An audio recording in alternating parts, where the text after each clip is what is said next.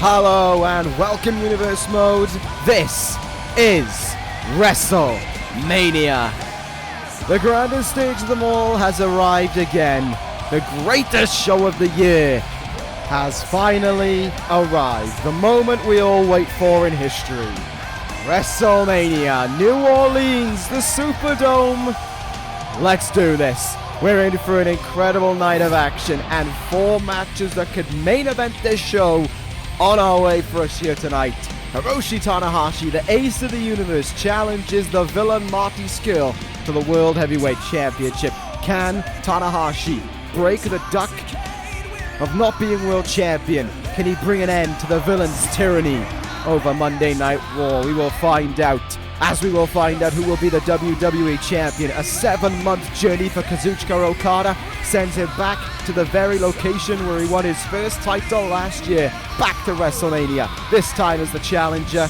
This time facing the Beast, Brock Lesnar. Can Okada eclipse the Beast? Can he make it right? I don't know. What I do know is that later on this evening, Hell in a Cell beckons for Roman Reigns and The Undertaker. A fight for the ages inside the cell structure. Reigns wanted it, Taker wanted it, the fight is on this evening. That cell is going to lock those 2 men in, and the fight will finally commence. As for our main event of the evening, a legacy on the line. Adam Cole looks to end the near 600-day reign of Seth Rollins as ECW champion. He won the Royal Rumble to get this far. He's fought through everyone in his way. One man remains. Is it Adam Cole's evening to finally win the big one? We find out tonight. WrestleMania is officially on the books. It has officially begun. And we begin with the women of SmackDown Live making history. The first ever women's ladder match in this universe for the SmackDown Women's Championship. 6-woman ladder match. Strap yourselves in. It is going to be a big one. This is going to be one hell of a way to kick off WrestleMania. Traditional. It is tradition to start off with a ladder match. Last year was the United States Championship. The year before it was the Cruiserweight Championship. Now this year, it's the SmackDown Women's Championship. And there are an awful lot of rivalries and pent-up aggression on all sides heading into this one. Who will walk out with the SmackDown Women's Championship? We await to find out. One thing is for certain is that woman there, though, is a prime reason why this match is commencing all the way back to Extreme Rules. She cost Nikki Cross the SmackDown Women's Championship. Becky Lynch took out Nikki Cross and took the title away from her on that evening. The SmackDown general manager took matters into his own hands, saying if the women wanted to have chaos, they could. 6 women will contest for one prize, a ladder held above the ring. Ruby Riott may well be the SmackDown Women's Champion right now. Will she still hold on to that prize come the end of the evening? Those are the 5 women looking to take that title away from her.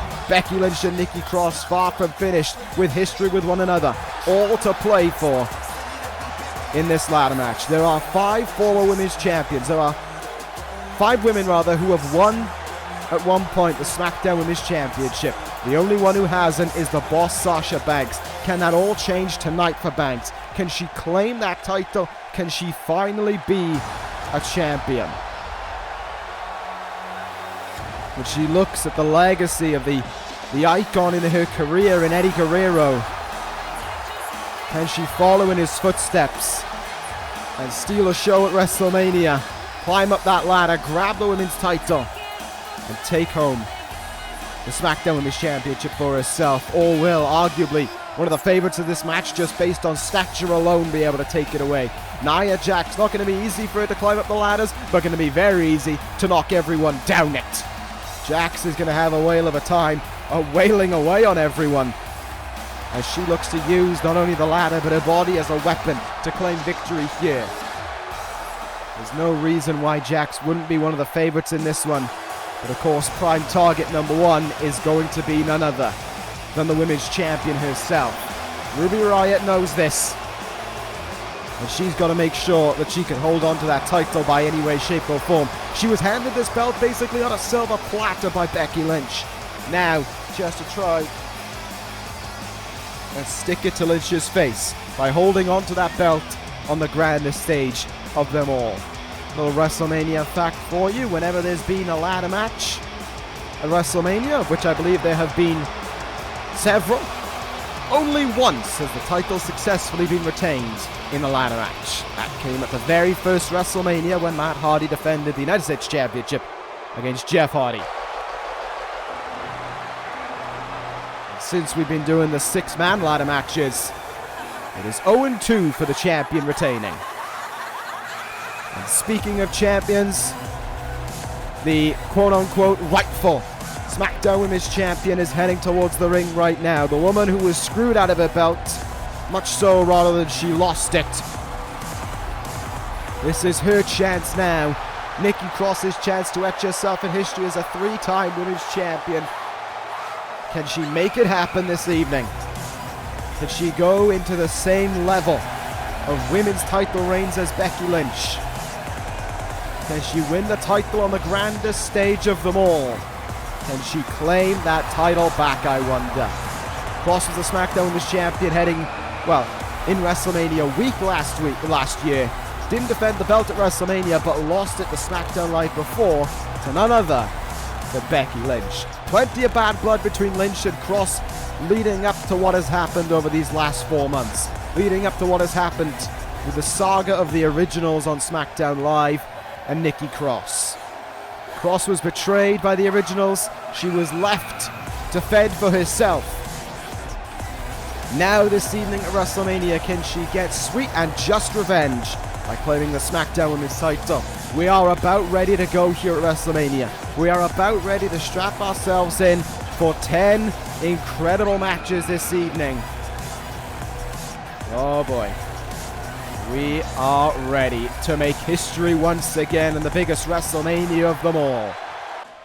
And now, history is but a moment away from being made. As the final contestant in this match, as Paige comes towards the ring looking to win a title on the grandest stage of them all. Last year she tore the house down with Rosemary in a Extreme Rules contest in which those two women tore each other apart for the Raw Women's title. Now this evening, can Paige claim the SmackDown Women's title for the very first time? She has a legacy on this brand. She has a legacy in the women's division, but it has been some nearly 18 months since Paige last held a title. Does that all change here tonight? Will WrestleMania become Paige's house? Can she climb up the ladder and claim the SmackDown Women's title as her own? 5 other women want it. Who will get it? WrestleMania has begun. Strap ourselves in. Here we go. And already chaos ensues. Ruby Riott and Paige brawling there. Nia Jackson. Paige knocking over the ladder at the same time there. Meanwhile, in the ring, we got Nikki Cross and Sasha Banks screwing up with one another. Like I said, Banks is the only woman in this match to not have held a women's championship at any point in her career. Could that all change for her here tonight? Could that give her more hunger, more drive to hold on to this title? Problem for the champion Ruby Riott is she's got no one to depend on towards her title match. She had the Riott squad in her title match. Becky Lynch came out of the blue and gifted her that championship on a silver platter. Now this evening, can Ruby Riott prove she deserves that belt by retaining it by her own way? That maintains to be seen.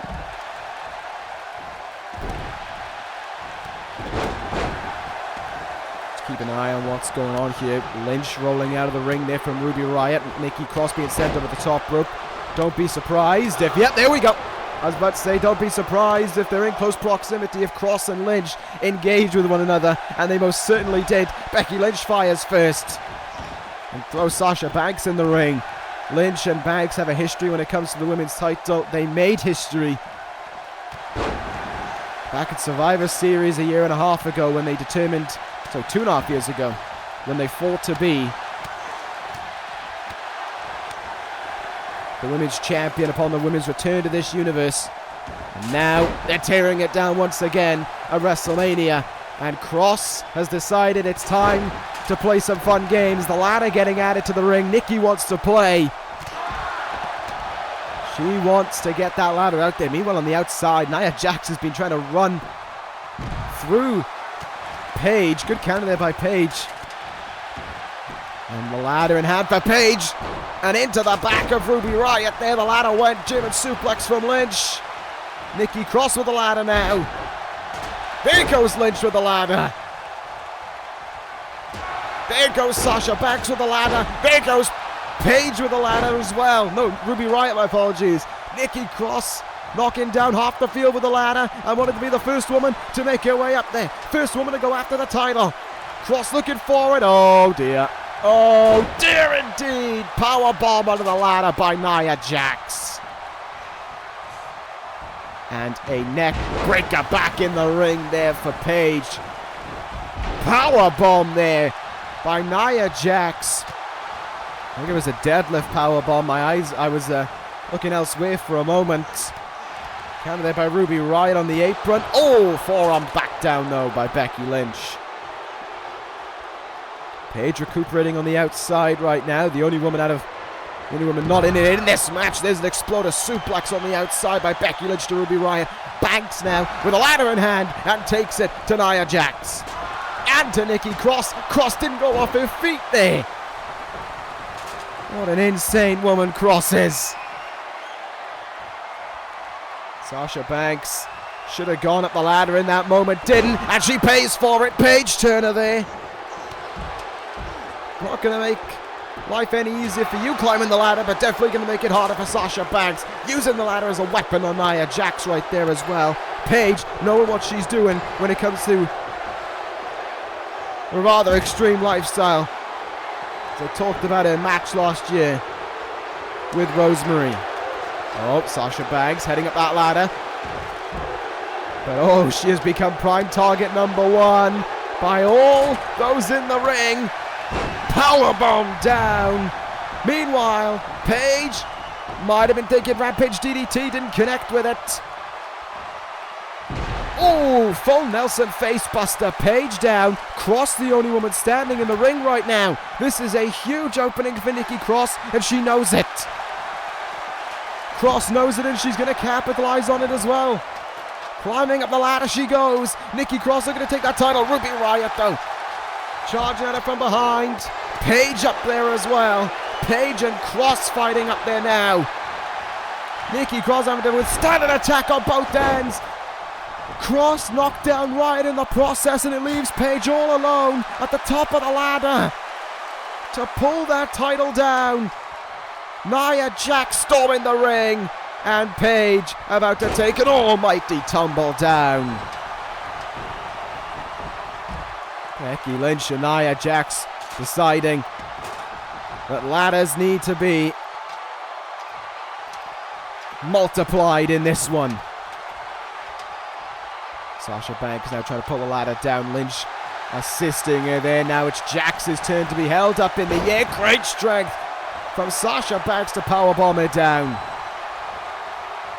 See what the hell is going to happen now. Ruby Riott and Paige down on the outside. All the women are down, but Nikki Cross and Becky Lynch. Here we go again between these two women. Riott getting herself back in the ring.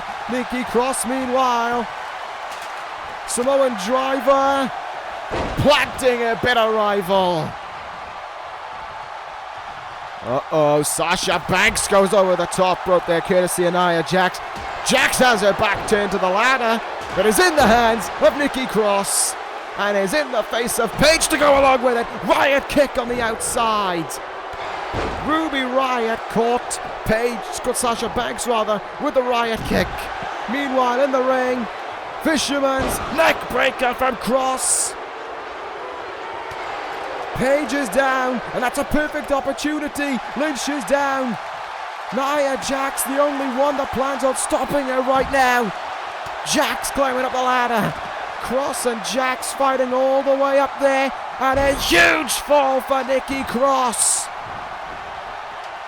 Nia Jax now. Can she take the title down?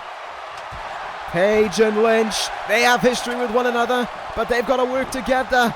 Nia Jax left hanging up there, only briefly as she's powerbombed back down. And out of the ring she goes as well. Paige sent on the apron. Sasha Banks trying to climb a ladder there, and Lynch driving the boot into her. So many women down. So much punishment inflicted, and this one, oh, the ladder kicked into the face of Sasha Banks right there. They are now just throwing the ladder into each other's faces, essentially. Would be right, might be planning something with the ladder there. Didn't go the way she wanted. Double underhook, suplex onto the ladder. Oh my goodness. Talk about punishment for Ruby Riott. Lynch. Single underhook suplex. I'm not too sure if Cross landed on the ladder, but Lynch just had one driven into her face courtesy of Paige. Paige the only woman up right now. If I was Paige, I'd be setting that ladder up and I'd be running for it up there. Paige getting up to the top of the ladder. Look at this. Cross gets up to her feet. So too does Nia Jax and Sasha Banks. Fight going on up there right now. There goes Cross.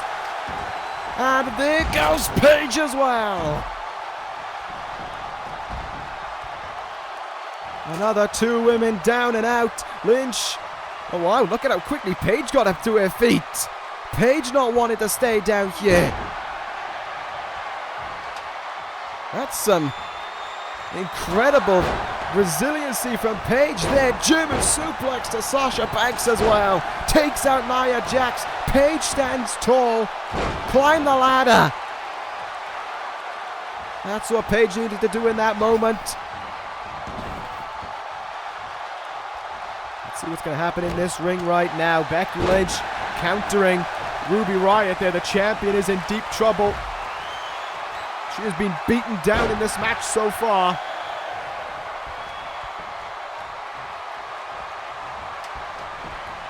Nikki Cross claiming the ladder. Oh, right into the back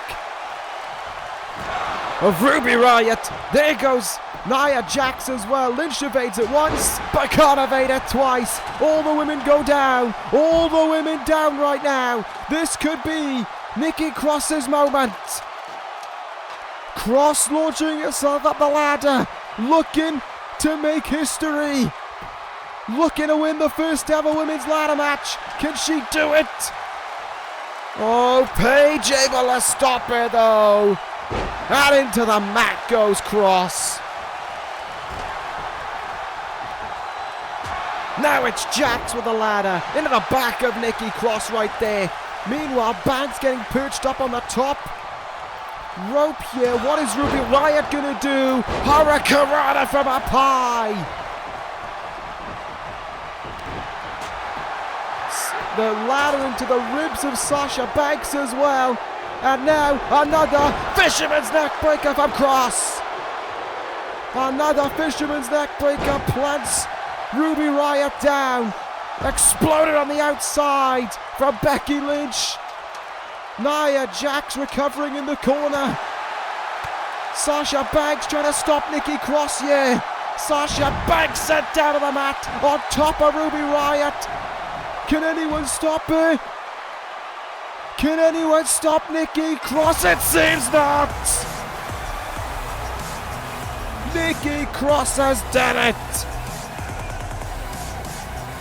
SmackDown Women's Champion Nikki Cross for the third time.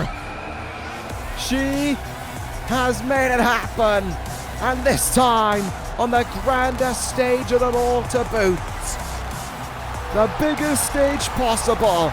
Nikki Cross, SmackDown Women's Champion, and a big congratulations to her as well. Cross, your winner on the first bout of WrestleMania. But the ball keeps on turning, it keeps on moving, the wheel keeps going as we move on to our only tag team bout of the evening. The Wyatt family against the Four Horsemen for the ECW Tag Team titles.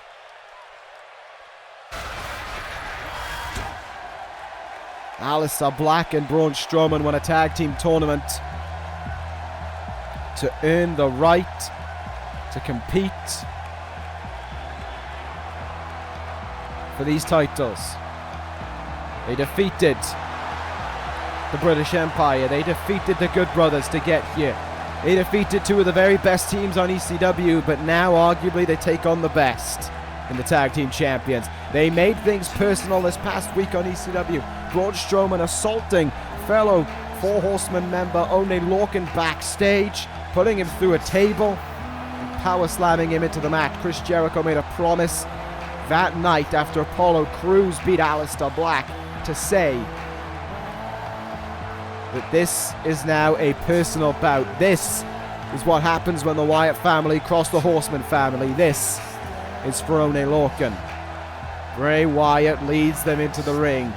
He told the tale of the Four Horsemen of the Apocalypse, saying that Aleister Black and Braun Strowman would ride their own horses into WrestleMania. Bray Wyatt would ride a pale horse called Hell, and death would follow with them in Sister Abigail. We have arrived to WrestleMania, and if there's anyone who the eyes should be on, if there's anyone who we should be paying attention to, it is that man behind Bray Wyatt in Aleister Black.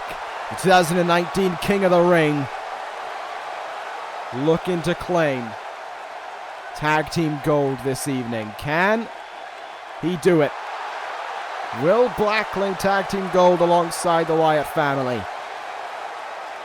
He's already a two-time ECW Television Champion, but now it's the Wyatt family's opportunity to claim yet more Tag Team glory.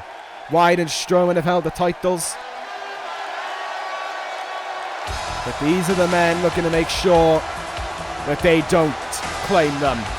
Apollo Crews, Chris Jericho heading towards the ring. Jericho, the leader of the Horsemen. Apollo Crews, for a while, seemed lost with no guidance. It almost felt like Crews was on the verge of being cut from the Horsemen.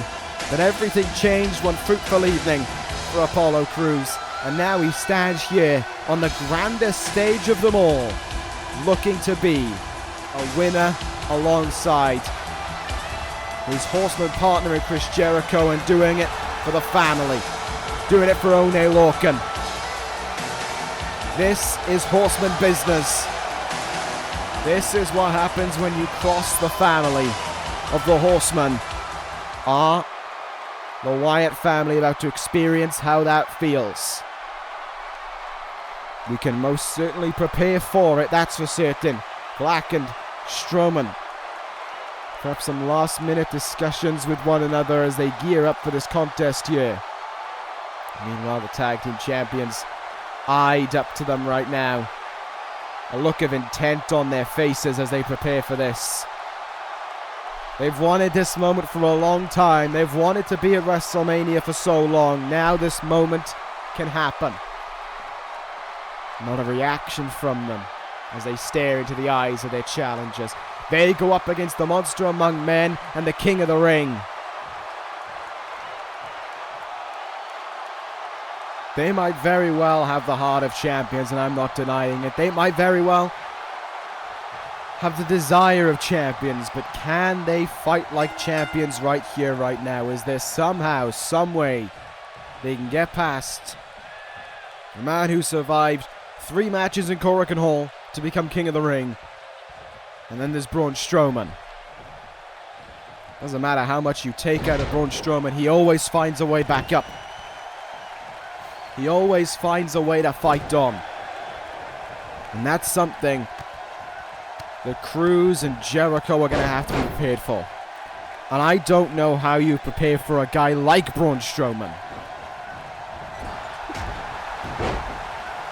But I imagine there's got to be some deep-seated hatred within the Horsemen for the actions of Strowman on Oney Lorcan just this past episode of ECW.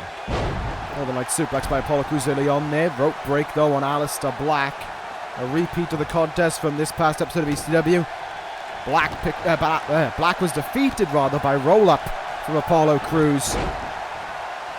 Can Crews replicate that again? Can Cruz claim victory over Black again? Can the Horsemen defeat the Wyatt family again to hold on to the tag team titles share? Jericho tagged in now. Y2J feeling a little bit confident as he looks to make something of this moment. Black rolls out of the way there. Both guys fly at each other. Neither guy able to connect. Aleister Black smartly sending him into the turnbuckle, and here we go. Braun Strowman, the legal man now.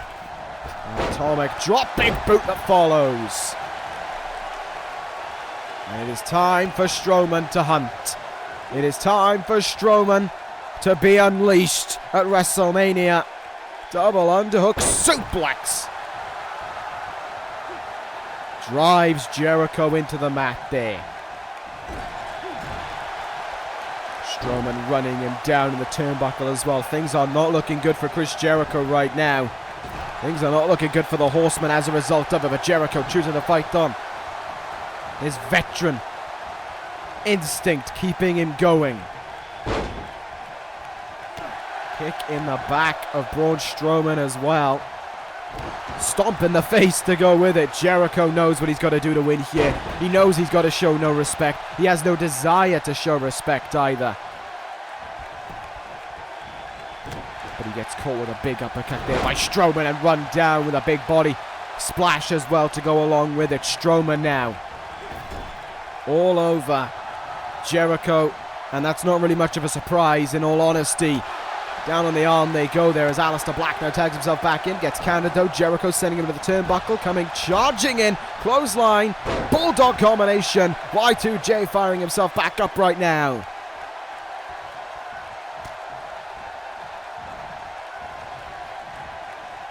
Jericho sending him up against the ropes. Might have been thinking about a tag into Cruz. Probably should have gone for one as well. Jericho sent to the outside. Aleister Black now. Moonsault to the outside. Jericho moved out of the way. Can't capitalize there. Can Chris Jericho. Aleister Black throws him back into the ring and goes up to the top rope as well. Black looking to fly here. Jericho a sitting duck. Went for a spinning heel kick from up high. Jericho moved out of the way just in time. Jericho was looking, might have been thinking walls of Jericho in that moment. Aleister Black now stopping him in his tracks, sending him into the turnbuckle there, but can't make the tag into Braun Strowman. Now sent across the ring. And Cruz tagged back in here. Oh, good God, look at this from the Horsemen. Big time double team move. And now Cruz can demonstrate a strong side to his offense. Deadlift German suplex to Aleister Black. Jericho is hit or miss in the ring. Cruz could really be a difference maker right now. In the turnbuckle they go, tagging Jericho back in. Maybe too early to have already tagged Y2J in. But if the Horsemen go for quick and frequent tags, it could bring them some success in all honesty. Strowman trying to get his hands on Jericho there, just a little bit too far away from him. Let's see what Jericho's going to do now. Surfboard stretch maybe. Indeed it is. Stretching at the back of Aleister Black here. Agonizing him with it, crossing his legs as well for further agony. Down by his shins. Black though escapes the hold. Jericho again looks for that clothesline, can't get it. Black stopped him, sends him into his turnbuckle, and if Strowman's getting the tag in, be warned, here we go. Neck crank and an Aleister Black kick in the back. Strowman in off the tag. The monster among men can wreak havoc once again and right into the ribs of Chris Jericho. His hit goes. Jericho though fighting back, kicking away. Drop kick, Strowman doesn't even come off his feet. DDT, Jericho most certainly falls from his. Braun Strowman now with Jericho up on his shoulders and quickly off them as well, right in front of Apollo Crews to go with it. But Jericho still fights on. He cannot stay down. Can Y2J, but Strowman not coming off his feet. Still standing up despite that discus forearm. Sunset flip from Jericho. Doesn't go for the cover. But a very smart move here. Tag made. In comes Apollo Crews. Crews can do some damage now. Leg triangle. Elbow on the point of the head there for Strowman to endure. This is smart from the champion. And up, over, and out goes Strowman as well. Incredible power from Apollo Crews. Can he keep this form going for the Horsemen? Can he bring them a big win right now? Looking for a clothesline. Oh no, Strowman just caught him. Strowman just caught him and dumps him on the table there. Back in the ring comes Braun Strowman. Bray Wyatt getting a little bit excited apparently. Tag made. In comes the King of the Ring. Now Aleister Black tagging in. But look at the aggression on Apollo Crews right there. Takes him down and swings. Crews not letting up for a moment. Step up Enziguri countered. Black Mass! Black Mass connects. Cover made for the titles. No way! Apollo Crews kicks out a Black Mass.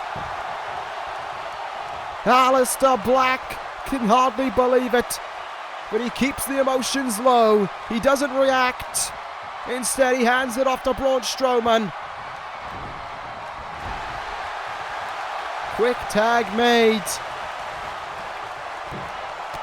Jericho was sent to the outside from the actions of Braun Strowman. German suplex. There's a cover. And I'm not too sure if Jericho made the save or if Crews kicked out at 2. Strowman with his hands on Jericho. Headbutt into the back.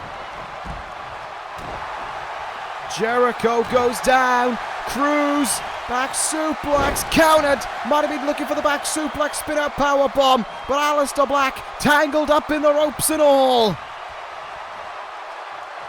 Black Mass! Kick in the face. Cover in the middle of the ring. The Wyatt family has done it again.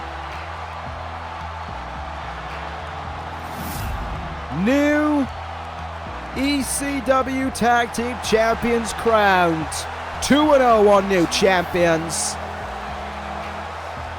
And they don't celebrate with the titles, but they celebrate as a collective. The Horsemen of the Apocalypse rode into WrestleMania, and they slayed the Horsemen themselves. Down with the 4 Horsemen, so say the symbols of Aleister Black and Braun Strowman. Once again, tag team champions, the Wyatt family, have done it. New champions crowned once again this evening. WrestleMania already making history, and we have barely begun. Strap yourselves in though, because here comes a potential match of the night up next for the Intercontinental Championship. The Golden Star challenges the Intercontinental Champion. Kota Ibushi challenges Finn Bálor for the Intercontinental title up next. This one, it's going to be incredible. Kota Ibushi worked a long and hard road to get this far. He had to go through everyone to get to this moment. He had to go through Matt Riddle to become the #1 contender in an incredible match. And from that moment on, he became the target of the originals. He became the target of Finn Bálor. But Ibushi shines in those scenarios, and with Ricochet by his side right now, can a year-long hunt for the Intercontinental title come to an end tonight? Can Kota Ibushi finally become the Intercontinental Champion? A year ago at WrestleMania, he fought Finn Bálor in a fatal 4-way, and Bálor retained his title. At SummerSlam, he fell short to AJ Styles. He has been fighting with the originals longer than the originals have been a group. Ibushi is ready. Oh boy. But is he ready for what makes his way to WrestleMania? Is he ready for a being like no other? This man doesn't need backup when he's like this. This man doesn't need the originals. He doesn't need Bad Luck Fale. He doesn't need AJ Styles. This is the dark side of Finn Balor. This is the side that won him back that Intercontinental title for a record-breaking third time. This is a side for Ibushi to worry about. This is the Demon. Finn Balor has brought out the Demon to WrestleMania. The Demon comes out to play again. And will it bring victory for Finn Balor where it has done before? Finn Balor has had 2 singles matches at WrestleMania and he's won them both. Both as the Demon. One over Sting, one in that fatal 4-way last year. Can he do it again tonight? Does Kota Ibushi have it in him to find a way to silence the Demon at WrestleMania? Many have tried, many have failed. Will Ibushi be another name on that list, I wonder? Can Finn Balor, can the Demon conquer Kota Ibushi? Ibushi has refused to stay down so many times before. Will it happen again here tonight, I wonder? Will that drive within him bring him to the title tonight? Can Ibushi refuse to give in once more on the biggest stage possible? Can he hang on in there until the very end? Can he claim the Intercontinental title away from the originals, away from Finn Balor? Knock the confidence and the ego of this man. Knock away the Demon. Show the Demon is beatable. Show the Demon can be beaten, even on the grandest stage of them all. Even when the ball is firmly in the court of the champion. We are ready to go here. Ibushi looks in the eyes of the Demon and he shows no fear. He refuses to back down. But so too will Balor. Balor's not going to back down either. Balor's not going to stay down so long as he says so. The Demon does not know the word to quit. He does not know how to stop. And that is something that Ibushi's going to have to look out for. That is something that Ibushi's going to have to keep a very close eye on.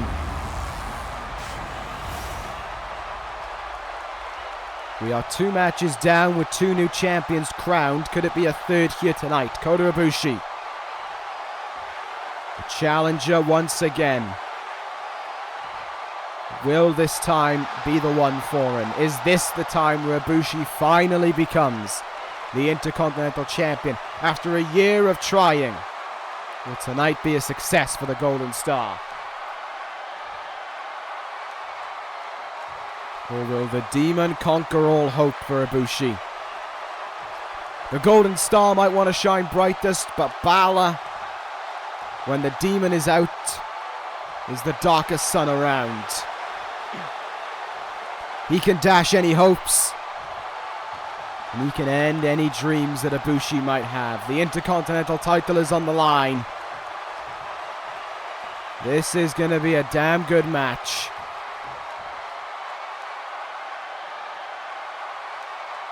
And I cannot wait for it.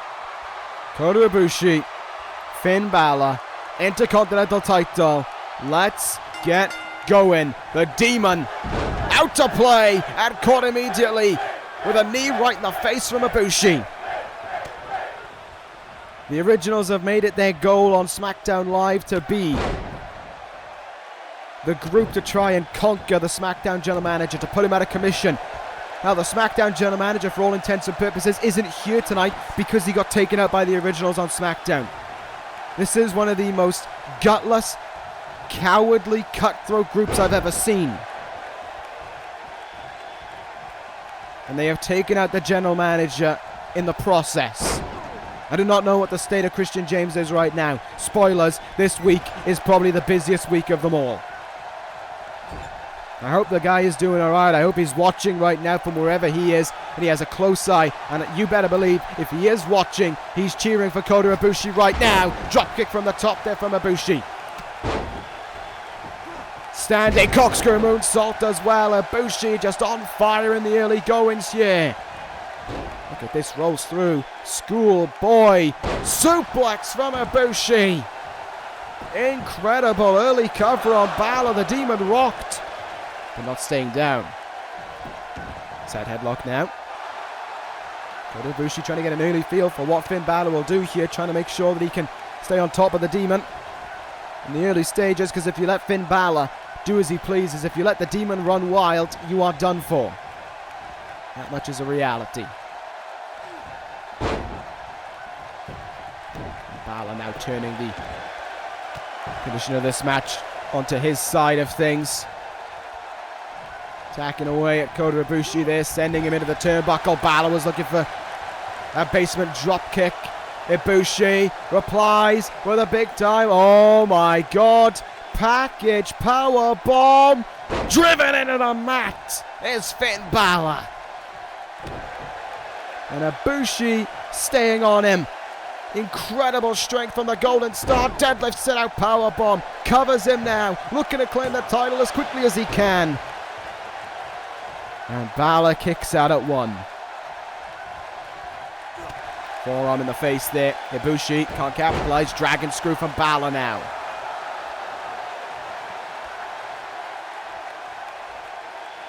Let's see what will happen here. In the turnbuckle we go. Finn Bálor. This time he'll get it. Throws him down. Basement drop kick. And the Demon is starting to click. Ricochet with a close eye at ringside, and I imagine that's a close eye for if there's any intervention from Bad Luck Fale, Tangaloa, whoever else in the originals might try and make an impact here. Hurricanrana cover from Ibushi, trying to put him away, gets a 2 count. Ibushi's getting closer though. Ibushi's getting much closer. Straight jacket, German. Ibushi got him, trying to put away Bálor right now. Oh! Another 2 count for Ibushi. Will he go up high? Will he go for the Phoenix Splash right now? No, he tries for the 450, but the knees were up.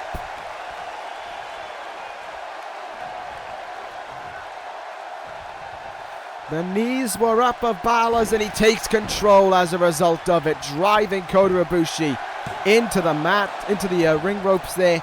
Only can pick up a 1 count from it. Counter from Ibushi. He's clicking again. Oh, what a kick in the head. Ibushi with an incredible moonsault again. Another cover on Bálor. Is this one enough? Still no Intercontinental title for Kota Ibushi, but man alive, is he getting closer. With every move he hits, is he getting closer and closer. Big DDT from Bálor though, and he sees it as the prime chance to go up high, right in front of Ricochet. The ego of Finn Bálor knows no boundaries, and he'll look to claim victory. Look for the coup de grace. Ibushi not home.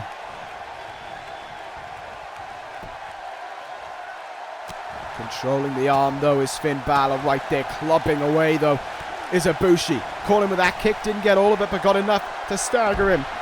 Sent over the top rope. Oh, Ibushi rocked him with a quick strike there. Bálor posing in front of him, and he paid for it. Drop kick from Ibushi, couldn't capitalize. Missed with it. Didn't exactly look like it had much impact behind it either. There's a hesitation. Drop kick from Bálor. And he hit big. He hit big. And he's about to hit even bigger. Bloody hell. Into the mat goes Ibushi. Everything was going so well for the Golden Star, but everything has fallen apart for him as well. There's the cover, but only 1.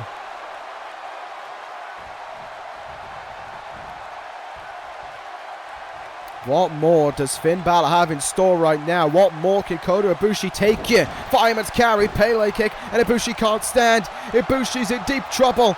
In deep, deep jeopardy. Bálor in the perfect place to end it. Finn Bálor, coup de grace! And with 1, 2, Ibushi kicks out at 2.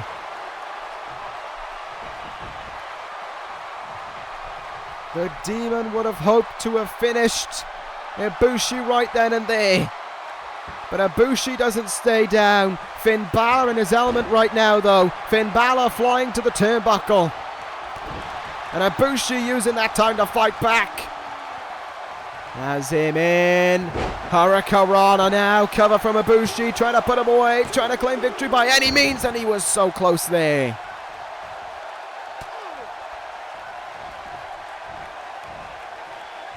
Up against the ropes now. What's Ibushi going to do here? Big clothesline. Balor sent to the outside. Oh, here we go. Ibushi!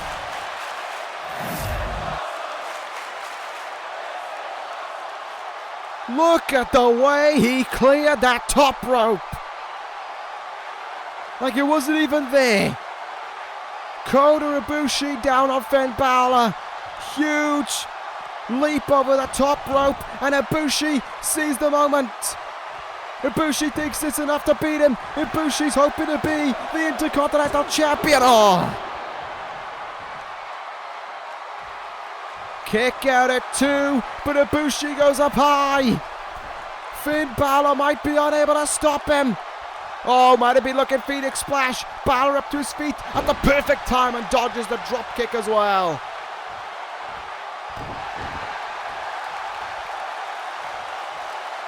Balor hoists him up here, Ibushi. Now his arm getting wrenched on for a moment. Can he fight back? Yeah, he most certainly can. Ibushi getting out of that hold very quickly indeed. Quick kick to the leg. Balor finds himself in trouble. Balor's about to find himself in even more trouble when Ibushi is allowed to hit whatever he wants. What in the hell is Kota Ibushi going to hit here? Well, we are about to find out, aren't we? Kota Ibushi. Superplex, got him! Big time superplex from Ibushi. This is it! This is it! This is the moment for Ibushi! Kamigoye!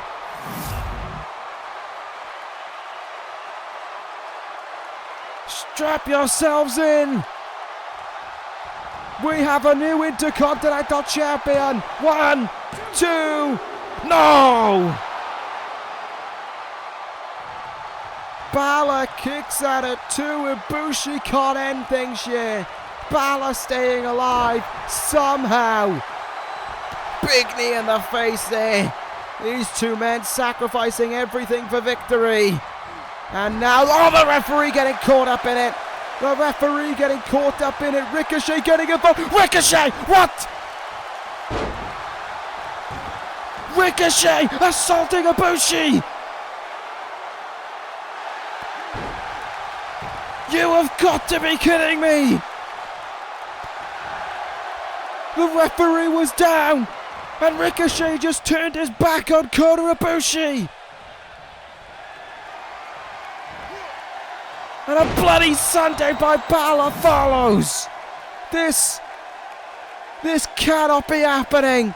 This is sickening! Kota Ibushi was seconds away from being champion, and Ricochet just stabbed him right in the back! Coup de grace! 1, 2, this one's over. Balor retains the Intercontinental title. The dreams on this evening of Kota Ibushi finally being the Intercontinental Champion are dashed. Thrown away. All because of Ricochet. Why Ricochet? Why? On the grandest stage of them all, the betrayal is etched into its memory. Ricochet turns on Kota Ibushi, and Finn Balor retains the Intercontinental title.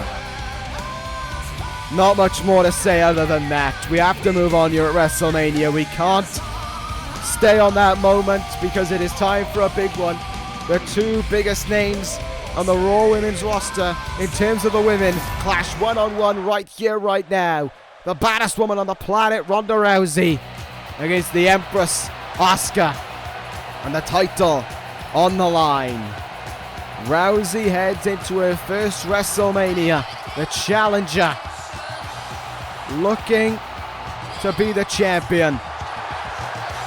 Ronda Rousey made a huge boom in this universe when she made her debut almost 6 months ago now.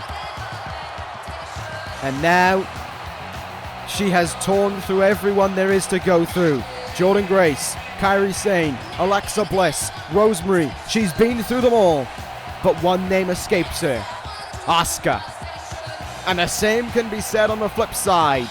These two women know they were destined to meet at WrestleMania. These are the only two left that are at the very top of their game and at the very top of the women's division. This has all been about getting under one another's skin. Asuka pulled the first move, and she has done so ever since. Ronda Rousey promised to make her tap out. She said she respects the champion, but she will slay the Empress at WrestleMania. She told Asuka she was ready. And we wait to see if that's the truth. They stared each other down on Monday Night Raw, and Asuka walked past Ronda Rousey, held the title in her hands, and walked past her. Asuka is trying to play with the head of Ronda Rousey. But on a big stage like this, Rousey's head has got to be on top of her game. Asuka has been through them all in return. She's been through Jordynne Grace. She's been through Kairi Sane. She's been through Rosemary. One name escapes her in her legacy as the Raw Women's Champion. Ronda Rousey.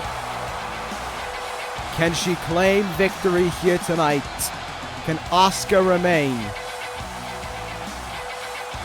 the Raw Women's Champion as she has been for 6 months? Asuka ready to go. Ronda Rousey ready to go. They've tried to get under one another's skin.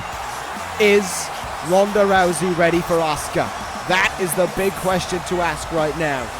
The answer, well, we're going to find out soon enough, aren't we? Advantage to the champion, I would say, in this match, purely because it's Asuka. She knows exactly what she's doing. She's been a champion for long enough to know how to dictate the pace, how to control the match. And while neither woman have been on a WrestleMania, that doesn't change the fact that these two women are not going to give it socks. Doesn't change the fact either that Asuka knows what she can do to get under the skin of Ronda Rousey. It's worked already. Rousey's riled up heading into Mania. Asuka's mission has succeeded. What she now needs to do is hold on to that belt to prove it. You better believe these two women are going to give it everything. You better believe we're in for a showcase year. They might well not be an ODQ scenario like it was last year for the title. But tonight, these two women are about to put on one of, I believe, potentially the greatest matches of the evening. The bell rings and we are underway. Rousey charging at Asuka right away and getting caught off guard. Asuka knew she was incoming. And that's going to fire up Ronda Rousey as this one gets underway now. Clean break between the two there. Asuka just trying to get under Rousey's skin early. Both these women have the respect of the crowd, and maybe they have the respect of one another. But at WrestleMania, you can't be all jolly. You can't be all about showing respect. You've got to sacrifice everything to be the champion. If you don't, you're in the wrong profession. You're here for a reason when it comes to WrestleMania. This isn't a moment to endure. This isn't a moment to enjoy. This is a moment to endure. This is when the most eyes are on you. And they cannot afford to make a mistake. Asuka looking for a suplex. Great athleticism from Rousey. Flipping her way out of it. And charging Asuka down. And working on the arm early on as well. This Works for a 2-in-1. It sets up for Ronda Rousey's armbar, of course, but it takes away Asuka's Asuka lock. If you get a double whammy out of it like Ronda Rousey can, why not do it? Why not put the hurt on as much as you can? Cover made. Only a 1 count though. Driving the elbows into the chest there. Cover from Ronda again. Early on the covers here as the women's champion. I think maybe just trying to wear down Asuka in the early goings here. Trying to see kind of where Asuka is. You know, how she's hanging in there. And I gotta say, Ronda Rousey just keeping her pinned down to the mat right now. All over her in the early goings of this match. I'm not sure if this is what Asuka wanted or not, but it's what's happening. Charging in. Good counter from Asuka there. Winds up a kick. And oh! Rousey knocked right off her feet by the champion. Big headbutt from Rousey in reversal. And a corked up forearm takes Asuka off her feet there. With the arm now. Rousey wrenches on it. Trying to wear it down for the armbar. Asuka quick to fire herself out of that hold though. Big back elbow. Ronda Rousey comes running right into that Michinoku driver. Another forearm. Kick in the face though from Ronda Rousey. These two women countering each other back and forth here. Neither giving an inch. Lariat in the back there, countered by Asuka. Spin kick. Judo throw from Rousey in reversal.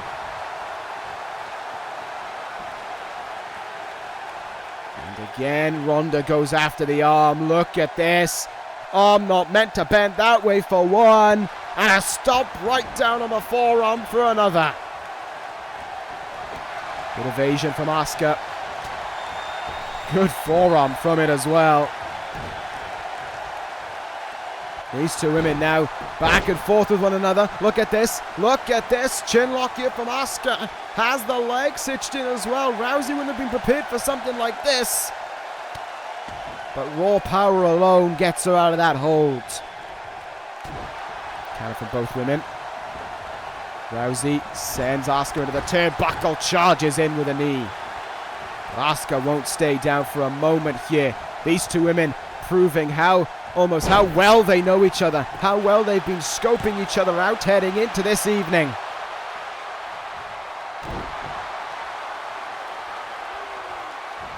Rousey with another judo throw. Asuka in trouble. Leg triangle now from Rousey, but Asuka able to kick her way to the ropes. What a match this has been so far. This has been just complete back and forth from the opening bell. Asuka taking the leg out from underneath Ronda. Tiger suplex. There's a bridge. Will she win the title? No. Not even a 2 count to hold on to the title. But a big thump in the back there coming from that kick. Asuka staying on the money right now. Asuka in. Cross armbar here on Ronda Rousey. Her own move used against her. And Ronda easily able to slip out of it as well.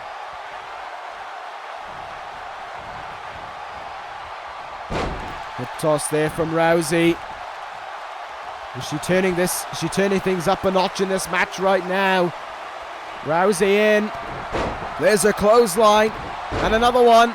Rousey fired up here. Duck under. Leaping clothesline. Asuka goes down. Champion in trouble right now. Samoan drop from Rousey. Covers Asuka after it. Enough for the title.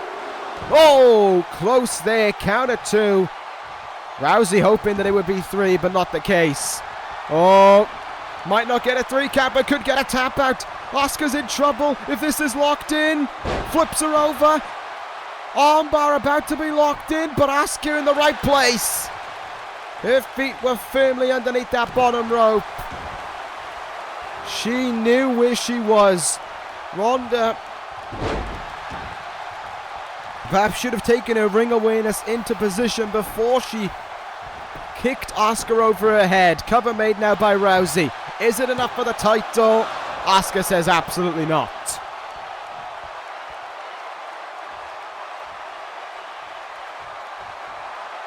This is all Ronda Rousey right now, though. Asuka's on the back foot again in this contest.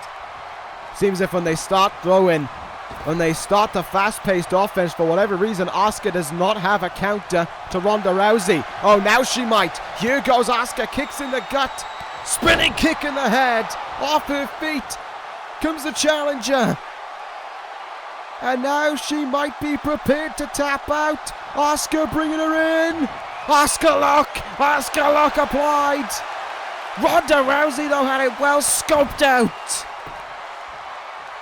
She escapes the Asuka lock immediately. Angle slam to go along with it. Asuka right up to her feet, though. And now Asuka firing away. Double clotheslines. Thrust kick. This match just kicked itself up a notch. Both these women now showing how badly they want it. Ronda pushing her down, boot into the chest of Asuka there. Ronda feels as if it's her time, as if it's going to be her moment. As if the Raw Women's title is going to come home with her. On the arm again, she'll go. And stomping right down on it. Asuka going to be screaming out in agony there. If I was Asuka, I'd be feeling... Oh my, is she doing it again? She's going to do it again? Yeah. And again, Asuka can't get herself out of the hold. If I was Asuka, I'd be wondering what the hell I have to do now. The Asuka lock got nothing. Wait a minute, counter by Asuka. Drop toe hold, she's still alive. Asuka's still fighting. Spinning kick in the gut from the champion as well. She's not giving it either. Asuka and Rousey putting on a clinic right now. And Asuka gonna take to the skies. Up top she goes. Misses with the elbow drop. And look at this now. Rousey starting to swing. These two women start to swing at one another. Back elbow from Rousey. Here come the quick strikes from the former UFC champion. Asuka responding. Forearm. Spinning back fist is met with that. Just a chop in the chest. These shots are rocking Asuka right now. The champion is rocked by them. She doesn't have much of a response to them, but she keeps on fighting back. Rousey having a counter up her sleeve for everything. This is just turning into a Donnybrook right now. High kick from Asuka. To Asuka rather. Asuka goes down from it. She tried to go toe-to-toe with Rousey and she failed. She tried to play Ronda Rousey's own game and it backfired. Armbar locked in. Asuka's close to the ropes. Will she make them? Can she keep her title hopes alive? Armbar locked in. Asuka taps out. And Ronda Rousey has done it. There is a new Raw Women's Champion in town, and it's Ronda Rousey. Asuka tried to go toe-to-toe with her. She tried to fight Ronda Rousey in her own game, and it didn't pay off. Not only did she lose the worst way possible, not only did she have to tap out, but in trying to play Ronda Rousey's own games, she lost her title. Rousey, in 6 months, has gone from fan to champion. The Rowdy One claims the glory at Wrestlemania. Another new champion crowned tonight. Ronda Rousey wins. Asuka beaten. That is the top dog in the women's division. Ronda Rousey has done it. What a match that was. And that was a match about just wanting to be the very best. Wanting to be the champion. This is very much so on the flip side. Coming up next, Coren challenges for the ECW Television Championship. He challenges champion Jay Wyatt. Wyatt wanted this. He's got it against the scumbag of this universe. The Television Championship is on the line right now. And I never thought I would see the day. I never wanted to see the day when this man made it to WrestleMania. But here we are. And there stands his men, his Clockwork project leading into the ring. Coren had forced his hands to Jay White when he had Sami Callihan betray him back at Guilty as Charged. Callihan said there was a man that could lead them to this destiny, that could lead them to the greatness that they deserved. And that man was revealed to be Coren. Coren said there was a time and a place he would get his revenge on other men. But as for now, he wanted Jay White, he wanted the television title, and after weeks of constant assault on Jay White, White snapped last week on ECW. He caved in, he forced this match to happen, he forced me to make this match to happen. I agreed and I said whatever happened was the fault of Jay White. Whatever happens right now, White has to pin it on himself. He agreed to it. And with the Clockwork project at full force at ringside, how will White respond to it? How will the television champion respond to the pressure that he's under? Outgunned in the ring. Outmanned. Will he be outmatched by the former NXT champion, by the longest reigning NXT champion in Coren? Coren's year has already been shaped by an end to the historic rivalry with Kazuchika Okada back at Extreme Rules. Can he stop Jay White here? Can the Clockwork project gain their first piece of gold? Can Coren, one of all brands, my brand, claim the television title? Jay White's going to do everything in his power to make sure that doesn't happen. The Switchblade knows the pressure that's on his shoulders. He promised that he would make Coren breathe with the Switchblade. Will that happen tonight? On the grandest stage of them all. A stage that, trust me, Coren does not belong on. Can Jay White make it happen? Can Jay White win? We have a close eye on this one, there's no doubt about it. White is ready. And with Sami Callihan at ringside, he's definitely got a point to prove. He's definitely got a rival, a friend turned rival to show up. And that is what is up for grabs, ECW Television title. Jay White has held it since New Year's Revolution back at the start of January. But now he faces his toughest challenge yet.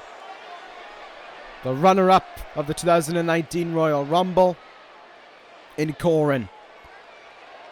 The man who forced his own tag team partner to turn his back on him. Jay White knows that the crux of all of his problems on ECW are because of Coren.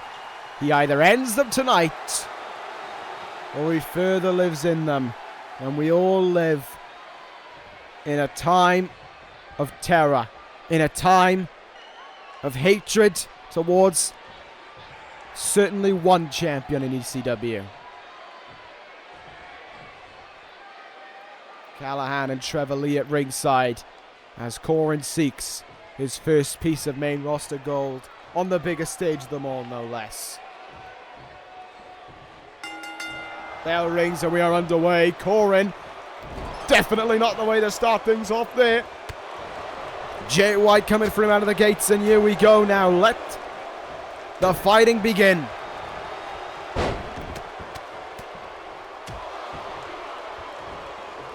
And fight these two men most certainly will. Jay White already, look at this, rings are satin by White in the early goings of this matchup. Oh, what I'd pay to see Coren tap out. Wrenching it on him right now. Coren, though, escaping his way out of that hold. Trio of elbows, and White has to let go. Looking for a high kick there, countered though. White able to deny it, sending Coren into the turnbuckle. Oh no, Coren sent him into the turnbuckle rather. My entire commentary was flipped around there. Coren getting to go to work. No, he's not. Good counter from White there. Punch right in the ribs. Nothing flashy, quick but effective. White goes to work again. Back body drop there, and he's wrenching on the arm now. Wrenching on the arm of the former NXT champion. Coren in a little bit of jeopardy right now. Oh, look at that for a counter there, though. Wrap the legs around the head of Wyatt and then a whiplash effect driving Wyatt into the mat, and that's going to drive him into the mat as well. Pile driver from Coren, the rain killer as he has called it. After all that it did to damage Kazuchika Okada. Man, I wonder what Coren's reaction must be to knowing that Okada is battling for the WWE Championship later on this evening. There is one pressing question that is on the tip of my tongue regarding that match, but I'll save it for then. This is a night here at WrestleMania where we're talking about it all, where we're focused on the match itself. Going up for someone from behind there, counter by Wyatt, counter by Coren in response. Trevor Lee slipping a weapon into the ring. Dragon suplex there from Coren. High arc landing for Wyatt, but he's quickly back into it. The switchblade quickly fighting back here.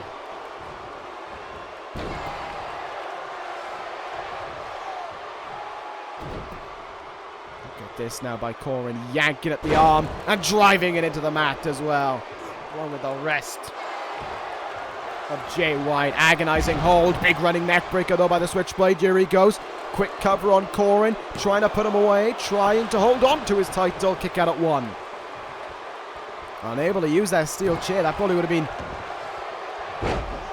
I mean, the Clockwork Project probably should have provided a distraction there for Coren to use the chair. Wasn't going to get anything out of it any other way. Counter there by Coren. Kicks him right in the gut. Fez press takedown now. Unloading on Jay White. These two men fought it out on the stage of ECW this past week. He called out Coren. He said he wanted to fight him moments after laying Sami Callihan into the mat with Blade Runner. Jay White now standing tall over Coren in this moment. Knee into the chest there, I believe that one was. Hopefully it was the face as well. Jay White going to line it up again here. And he nails it again. That one definitely in the chest. Coren down. Lovely sight to see. Stump puller here now by White. Trying to force Coren to tap out. Not going to happen there. Coren slips his way out of that one. Oh! Running lariat, rolled through after to keep his momentum, but White rolled to the outside, to the apron there, and he's thrown back in the ring just moments later. Coren. Oh! Uranagi backbreaker there by Coren, but look at that. Look at the heart of Jay White right there. Won't stay down. Right up to his feet. Might be thinking Kiwi Crusher, not going to happen. Big running knee. Big time running knee. Champion down and in huge trouble. Coren, double underhook, brainbuster. Cover made for the title. White kicks out at 2. And there is a cut on the head of White to go with it. Probably from that knee, I would imagine, if not definitely from the brainbuster. White still fighting on. Good counter from White there as well. Used Coren's momentum against him and taunting right in front of Sami Callihan. Stump pillar in front of him, but Coren's foot is underneath that bottom rope. No, it's not. Referee says otherwise. Imagine Coren tapping out right in front of his Clockwork Project. Not going to happen. Coren rolls out of that one there. Forearm in the face. God, you could hear that one. Even in this stacked arena. Coren, oh, could have been thinking clock strikes 12. Doesn't happen. Jay White can't hit him either. Neither of these guys able to hit a big move right now. Both unable to hit their target. Coren turns White around. What in the world is that move? Innovative offense from the challenger. Thrust kick in the gut there by White. Lariat into the outside. Goes Coren, and the middle fingers to him as well. Man, does Jay White hate Coren. You are not alone, White. Oh, big lariat on the outside there. But this Coren wants to fight in the ring, it seems. Hard chop in the chest. Press takedown from White, however, unloading away on Coren there. But look at how much this match is taken out of Wyatt. Down on one knee after it, trying to put away the challenger, but just not going to happen. Coren not going to stay down. Oh, could Wyatt end it here? Wyatt seeking Blade Runner. Will he get it? Yes, he will. Yes, he will. Blade Runner! Blade Runner connects. Distraction from the Clockwork Project, but it didn't make a difference. Didn't matter. Wyatt! Ah! So damn close. So damn close indeed. Wyatt doing anything he can to retain the title. Using the ropes on Coren, but that's not going to work. Kick right in the chest. Oh, lariat in the back of the head there. Cover after it. Middle of the ring for the title. Wyatt kicks out at 2. Now what are we going to see? Double-handed choke toss there from Coren. Threw him in the direction towards Sami Callihan. And look at that. Wyatt still won't stay down. This is a performance of a lifetime for the Switchblade. I gotta say, he is hanging in there right now. But maybe not for much longer. Clock strikes 12. Right in front of Callihan. And with 1, 2, and a kick out from Wyatt. No title just yet for Coren. That is what I like to see. Still hanging in there is Jay White, the Switchblade not staying down. But neither is Coren. These two guys giving it socks at one another right now. Wyatt with a counter. Can't capitalize. Neither can Coren. These two guys have got counters for their counters right now. In the turnbuckle we go. Oh boy. Oh, this is going to be big. This is going to be big. If Coren hits this, it could be all over. From up high. Back superplex. Wyatt folds into himself. The impact alone could be enough to end it for the second time. The clock strikes 12.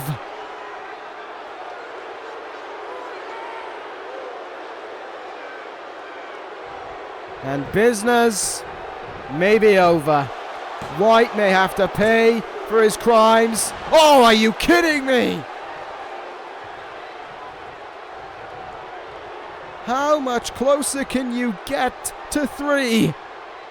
Coren still hasn't put away Wyatt. Elbows from Jay White. And face lock now. Coren counters. Kick in the gut. Leg trap, Northern Lights there. Couldn't go for the cover. Wyatt was well wrapped up in those ropes. Number 3. Does he seek number 3 maybe? Does he seek an end to this all right now? Dragon suplex instead. Diving fish drop. No, Wyatt counters. Wyatt counters. The Switchblade is still alive. Come on, Jay.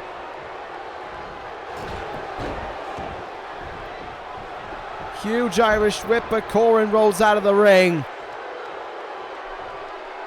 Jay White hasn't put him away just yet, but the fight on the outside benefits the challenger. This is his playground.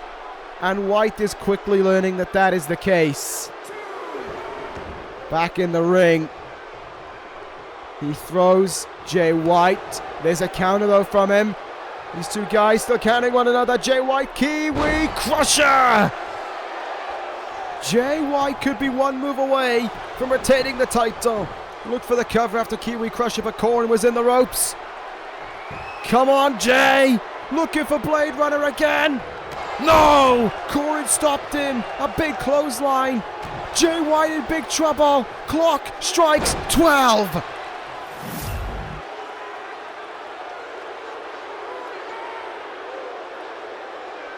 A third clock strikes 12. Drives Wyatt into the mat. Tell me it ain't so. Coren is the television champion. Oh no. Oh. You had one thing to not do, Jay White, and you let it happen. There's a new champion on ECW, and his name is Coren. Oh God. Oh no. Coren has done it. The Clockwork Project claim their first piece of gold. Coren is the television champion. I'm not going to live this one down, am I? Not for a second. Well, time to move on. Here this evening, there's still plenty more action coming our way on ECW. We've got to move on to the last stand of the Heartbreak Kid. But will he be the last man standing? He fights the man who ended his career in Bobby Fish. One last match for Shawn Michaels. This is his last stand. This is the final match in the career of the Heartbreak Kid. Can the showstopper steal the show once again? Can he beat Bobby Fish in front of everyone at WrestleMania? Can he put a smile on our faces one final time? Fish goes it alone. No dangerous alliance. No Paul Heyman by his side. He's going to have to win this one by his own admission. Can he do that or not? I don't know. But we know the legacy that Fish has in this universe. 390 days as WWE Champion. No one else has a record quite like that one when it comes to that WWE title. Only one man has a reign longer than him in this universe, and he's in the main event of the evening. Bobby Fish, last year main evented WrestleMania. Tonight, he faces the man whose career he ended and who he rubbed it into over and over again. Who he would not let forget. The man who ended his career. Michaels had enough. This match is not sanctioned by the SmackDown Live board, but it has been cleared for WrestleMania. It has been declared that this match will take place, and Shawn Michaels has promised that it's his last match. Bobby Fish ready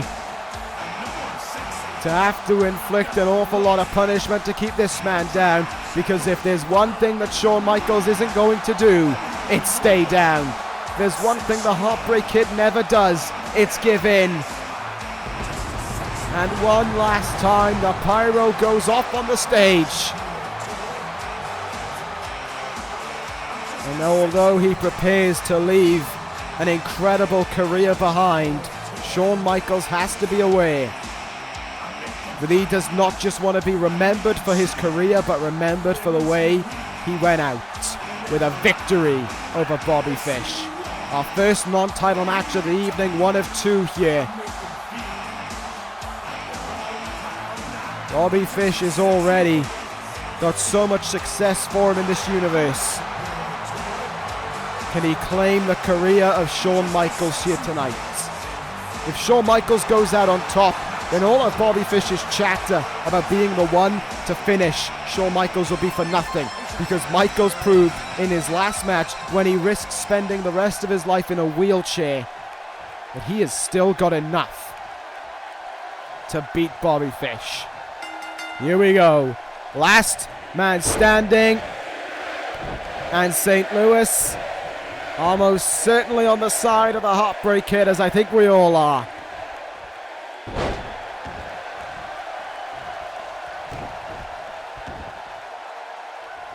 Of course, you know the rules of a last man standing match. No pinfalls, no submissions, no disqualifications, no countouts. You win when your opponent can't answer the count of 10.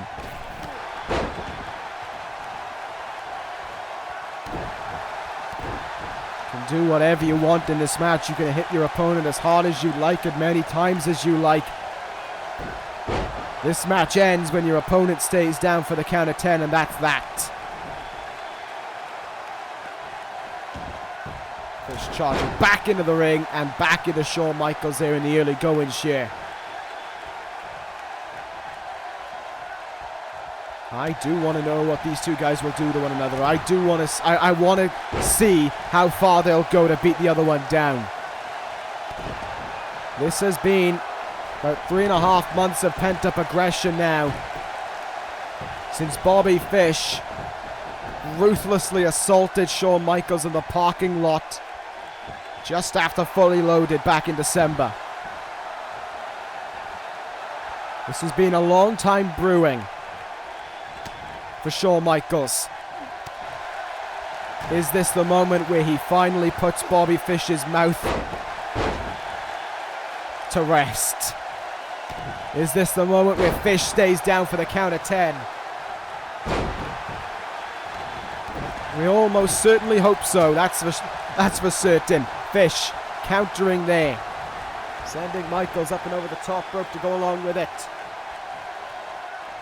Things looking troublesome for HBK as his neck breaker down. Michaels, of course, had to retire from injuries sustained throughout his career. His back and his neck have always been a worrisome point in his career. And Bobby Fish is taking full advantage of them right now. And of course, it's convenient almost that Fish's big moves come from kicks to the head. Think the fish hook. That move that brought him so much success as WWE champion. And he's working over Shawn Michaels' neck right now. And hell, why not? He knows it's his path to victory. And as much as I hate Bobby Fish, it's a smart tactic. And it was smart tactics that led Bobby Fish to the WWE Championship for 390 days. Michaels getting out of the ring right now. Oh boy, I'm glad I'm not sitting there this evening. Taking apart the announce table.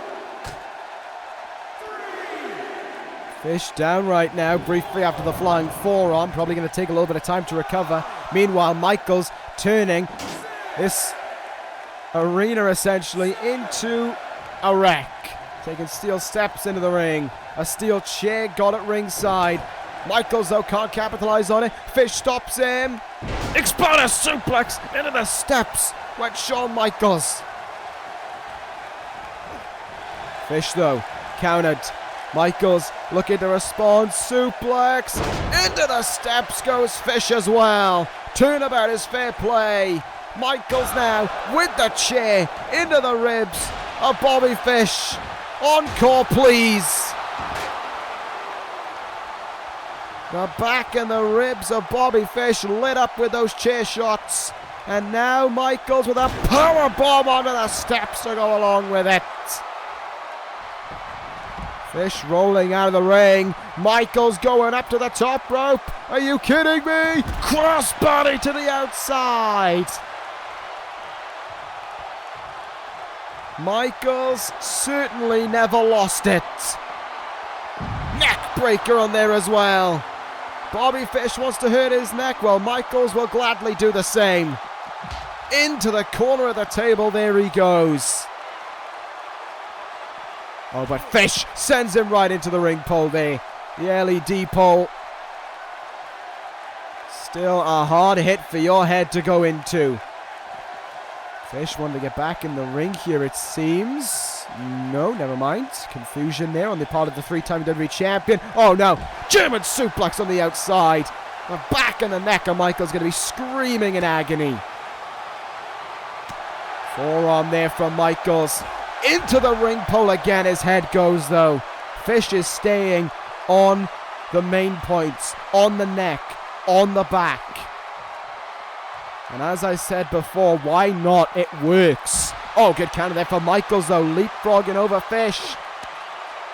Into the ring pole. Head first for Fish.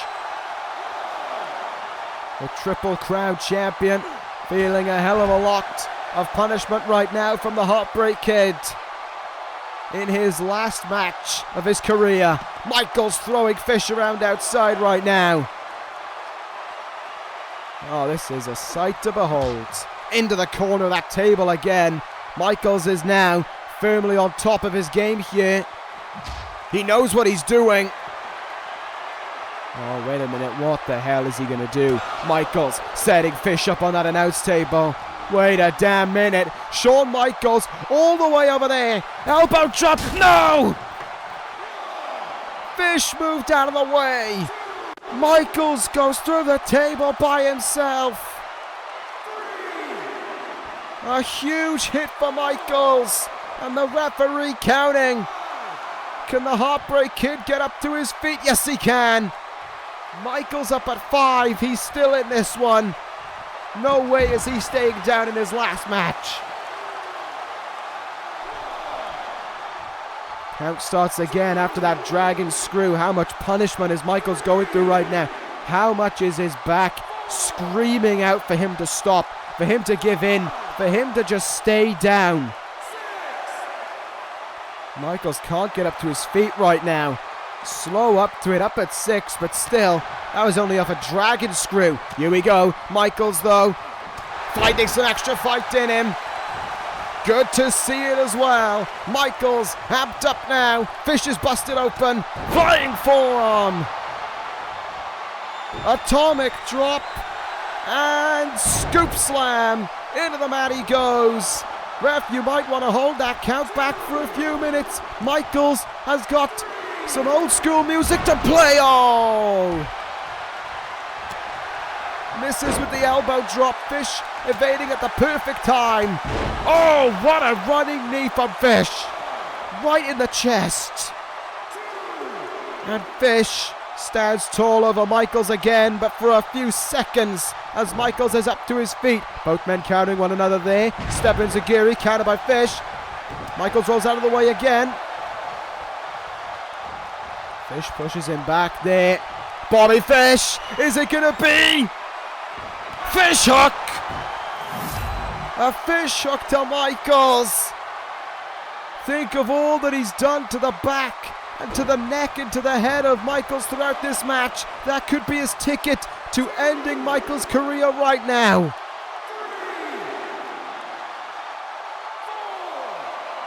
Can he get up in time? Can Michaels make it up to the count of 10? Can Bobby Fish stand tall? Will Bobby Fish end the career of Michaels? We're up to 9.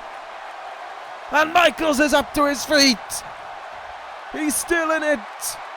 Atomic drop there from Michaels. Michaels is still in this one. Steel chair in hand. Steel chair into the head of Bobby Fish. Michaels swinging away. Do it again. Please. The blood is flowing on the head of Bobby Fish, and I couldn't be happier. But look at how Fish just responds. Second last man standing match in a row at WrestleMania. Last year's between Punk and Lesnar was an absolute clinic. It was the Beast who claimed victory there over Punk. After everything those two men went through. Back suplex now, down goes Fish, but only briefly. Can Michaels get some fight back going here? Fish has him up against the ropes. Using the ropes as assistance there to hit a Falcon Arrow.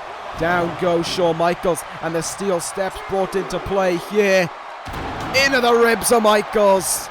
Oh no, not into the back as well. Bobby Fish knows exactly what he's doing.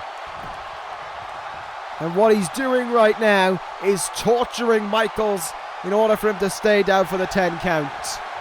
We see these spurts of offense from Michaels, but Bobby Fish is just staying on point right now, staying in control every bit of the way, and now he's taking Sweet Chin Music away from him. Now with the sledgehammer into the leg, he's making sure that there's no way for Michaels to connect with that Sweet Chin Music. Flying forearm though, Michaels has still got something left in him. Fish rolls to the outside, and Michaels has have to say, come on. This isn't how he goes out. He's not going out with a whimper.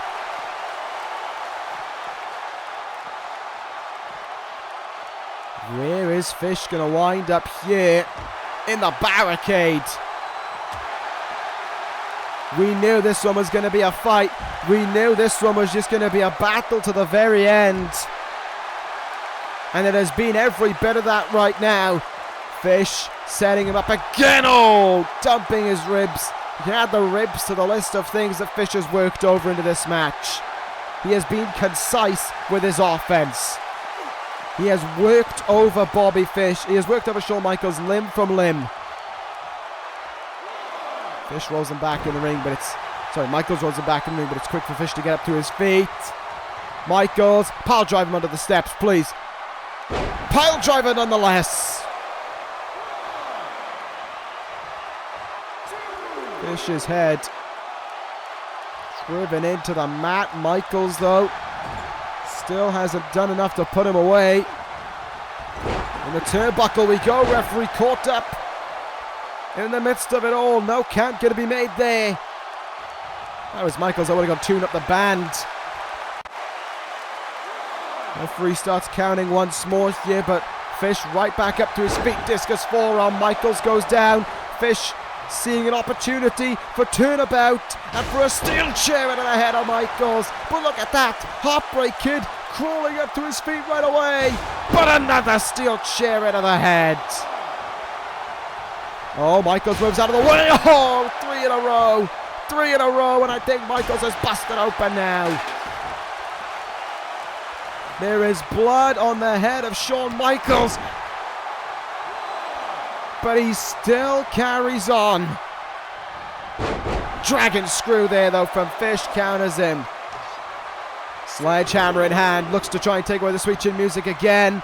Instead, the sledgehammer is taken out of the hands of Bobby Fish. Neck breaker. Onto the chair. Go on, tune it up. That neck breaker planted Fish for a time being. I mean, when you're driven into a steel chair, he could have well had a concussion from it. Not getting up to his feet, not rushing up to it, Michaels. I'd still consider tuning up the band, because why not hit it one last time? Oh, he might have been winding things up for it there. Sweet Chin Music! Sweet Chin Music connects.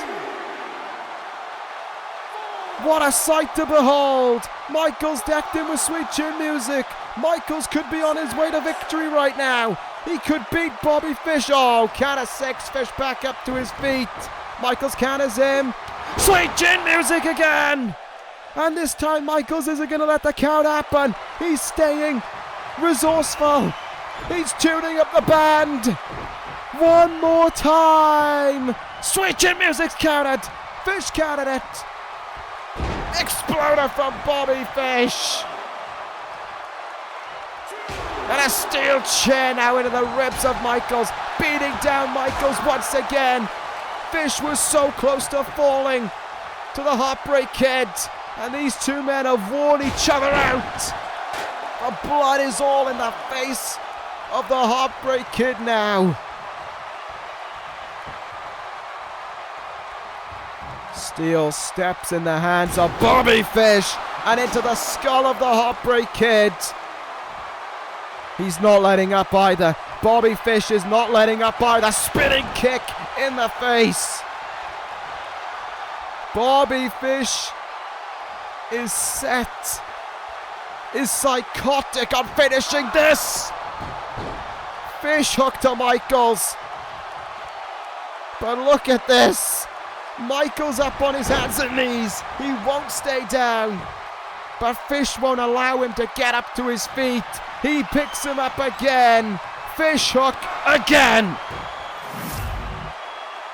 Back to back fish hooks. Say it ain't so.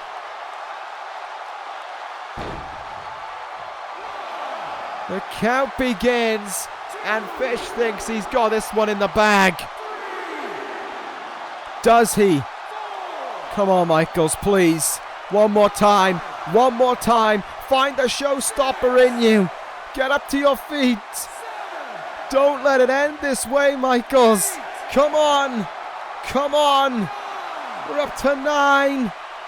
Michaels is getting up to his feet. He's still alive. And look at this. One last flurry. One last go at it. Discus forearm takes him down. And the blood is drenched across the face of Shawn Michaels. Fish, though. Oh no, he's trying to make sure that no more Sweet Chin Musics are going to be connected. Driving the knee into the mat. Sledgehammer in hand now by Fish. He's trying to break the damn leg of Shawn Michaels. Sledgehammer into the leg. He's not only trying to take away the Sweet Chin Music, he's trying to take away Michaels' ability to walk for the rest of his career. A slice of the throat from Bobby Fish. Steel steps again.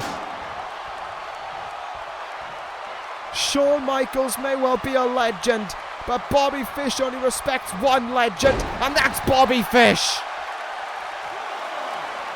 Exploder suplex in the corner.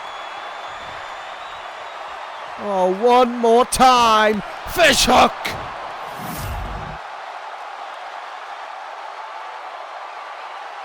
And after everything we've seen from Shawn Michaels,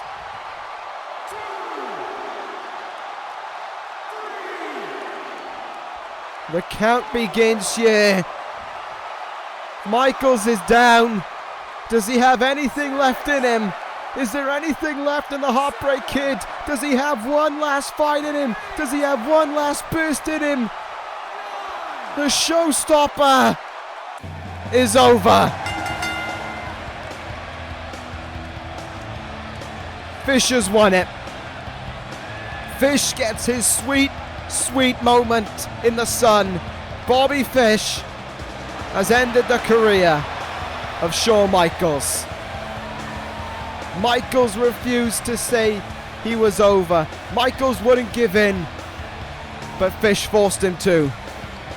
4 fish hooks later, the career of the Heartbreak Kid has come to an end. Shawn Michaels beaten. Bobby Fish your winner. A devastating end to the career of a legend. Fish wins on the grandest stage of them all once more. Well, that may well be done. A story may well be written, but another one still commences on. The story of Ace versus the villain. This one has been building up for a while. Hiroshi Tanahashi, Marty Scurll, World Heavyweight Championship on the line this evening. Who takes home the big gold? We're about to find out, but until then, time to find out how this match came around. The villain is the World Heavyweight Champion once more. These were the heartbreaking words when Marty Scurll retired Sting. It was at this event a year ago he won it the first time. Now Scurll stands on Raw as the most vilified man on the roster. The villain truly suits the name, but for every good villain, there's a great hero. Hiroshi Tanahashi, the ace. Now Tanahashi stands on the cusp of being the World Heavyweight Champion, but Scurll sees otherwise. In Scurll's eyes, Tanahashi is a joke. Is Tanahashi afraid of what fate has to bring his way? Long live the villain. Whatever Scurll's attempts may be, the ace will never stay down. Both men have prepared their whole career for this moment. The ace versus the villain. Hiroshi Tanahashi versus Marty Scurll. This is good versus evil. And this is where WrestleMania shifts from being a great show to being the grandest show of the year. And we kick things off with the world title on the line. We kick things off with an incredible opportunity for the ace of the universe, Hiroshi Tanahashi. Can he capture his first title on the main roster? Can he capture his first singles title? Can he topple the villain at WrestleMania? Tanahashi has main evented the Japanese equivalent of WrestleMania so many times. Now he goes on the grandest stage, ready to seek the world title. And this, well, from this moment on is where you had a part to play. We put the voting out there. Who did you think was going to walk out with the World Heavyweight title? It was by a vote of 2-1. And it's not really much of a surprise that you were on the side of the challenger, siding with Hiroshi Tanahashi. Is it the Ace's time to become the World Heavyweight Champion here at WrestleMania? If ever there was a time to do it, WrestleMania would be it. Marty Scurll has had a hold on Monday Night Raw, has had a hold on the World Heavyweight Championship since last year's WrestleMania. The longest reigning world champion we've ever seen in this universe in terms of the World Heavyweight title. And now Tanahashi will seek to take it away from him. Tanahashi hasn't lost since joining Raw. which would make it all the more sweet if Skull could end that undefeated streak the same way he ended the career of Sting at the Royal Rumble. And he heads towards the ring. A different twist on the theme of the villain as he walks down the ramp with the World Heavyweight Championship around his waist. The villain enjoys every bit of this that he's getting, all the hatred that comes his way, all the dislike towards him. He feeds off of it. This is what makes Marty Scurll Marty Scurll. He has been trying to force Tanahashi to play his own games. He's been trying to force Tanahashi to be like everyone else when it comes to challenging Marty Scurll. And Tanahashi has refused to fall for it. As we saw Tanahashi say on the last episode of Monday Night Raw before this show, he said that Scurll was going to pay. He was going to unleash all that he had within him. He was doing it for Monday Night Raw, and I imagine there's a part of Tanahashi that knows, or that believes, he's doing it for Sting as well. He's doing it for everyone who couldn't conquer the villain. This is the ultimate good versus evil story. Which side will triumph in the first of 3 world title matches here tonight? Marty Scurll looks on at Tanahashi. He's in his comfort zone. Scurll revels in all the attention being on him, and he's making sure that all eyes are on him as well, holding the world title up in the air. But will it be the last time that he holds on to that belt? It is time for the big matches. It is time to strap ourselves in. It is time for WrestleMania to begin. The World Heavyweight Championship is up for grabs. And we are about ready to go. Hiroshi Tanahashi, Marty Scurll. Who walks out with the World Heavyweight Championship? It's ace versus villain. It's good versus bad. We are underway here. Tanahashi immediately trying to out-wrestle Marty Scurll. I think Scurll was hoping for a more aggressive start from Tanahashi in the early stages. And the fact that that wasn't the case may well have already rocked Skrull's game plan a bit in this matchup. Tanahashi, big-time German suplex. Look at this. The ace not letting up right in the get-go there. Back into the collar elbow type. This time, though, it's Scurll who gets the upper hand. He has the arm wrenched of Tanahashi. Reversed transitions, rather, into a hammerlock. Tanahashi does the same here. We've seen these guys trading attacks on Monday Night Raw. Every time, though, it has been Scurll trying to jump one on Tanahashi. And we saw this past Monday on Raw that it didn't work out the way that he wanted it to. A high fly flow in the ring once again for the villain to endure. If he endures that here tonight, if he's hit with the high fly flow here tonight, he can all but kiss the World Heavyweight Championship goodbye. On the outside, maybe a brain buster from Scurll. Tanahashi makes sure that's not going to happen. Reverses it. Back in the ring we go.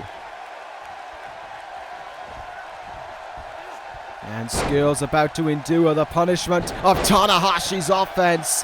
Dragon screw there. And down on the leg as well. Spinning kick in the gut. Good counter there from Scurll, however. Caught him with that forearm. Now up against the ropes briefly. Duck under by Scurll. Into Bird of Prey early on. Bird of Prey from Scurll. Using that as a huge momentum shift in this match. But definitely not using it to try and put away Tanahashi. That's for certain. And now Scurll has changed the pace of this match. Now he's the one dictating how it goes. He's the one in control here. Viciously stomping away on the arm of Tanahashi now. Good counter there from the ace, though.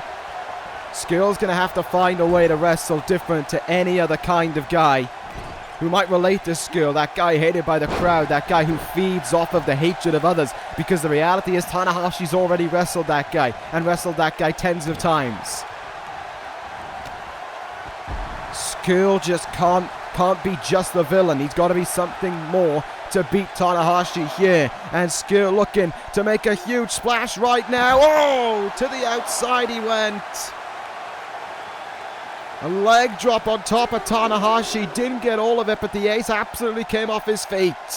Big clothesline from the once-in-a-century talent, and Tanahashi now fired up, sending them back into the ring here.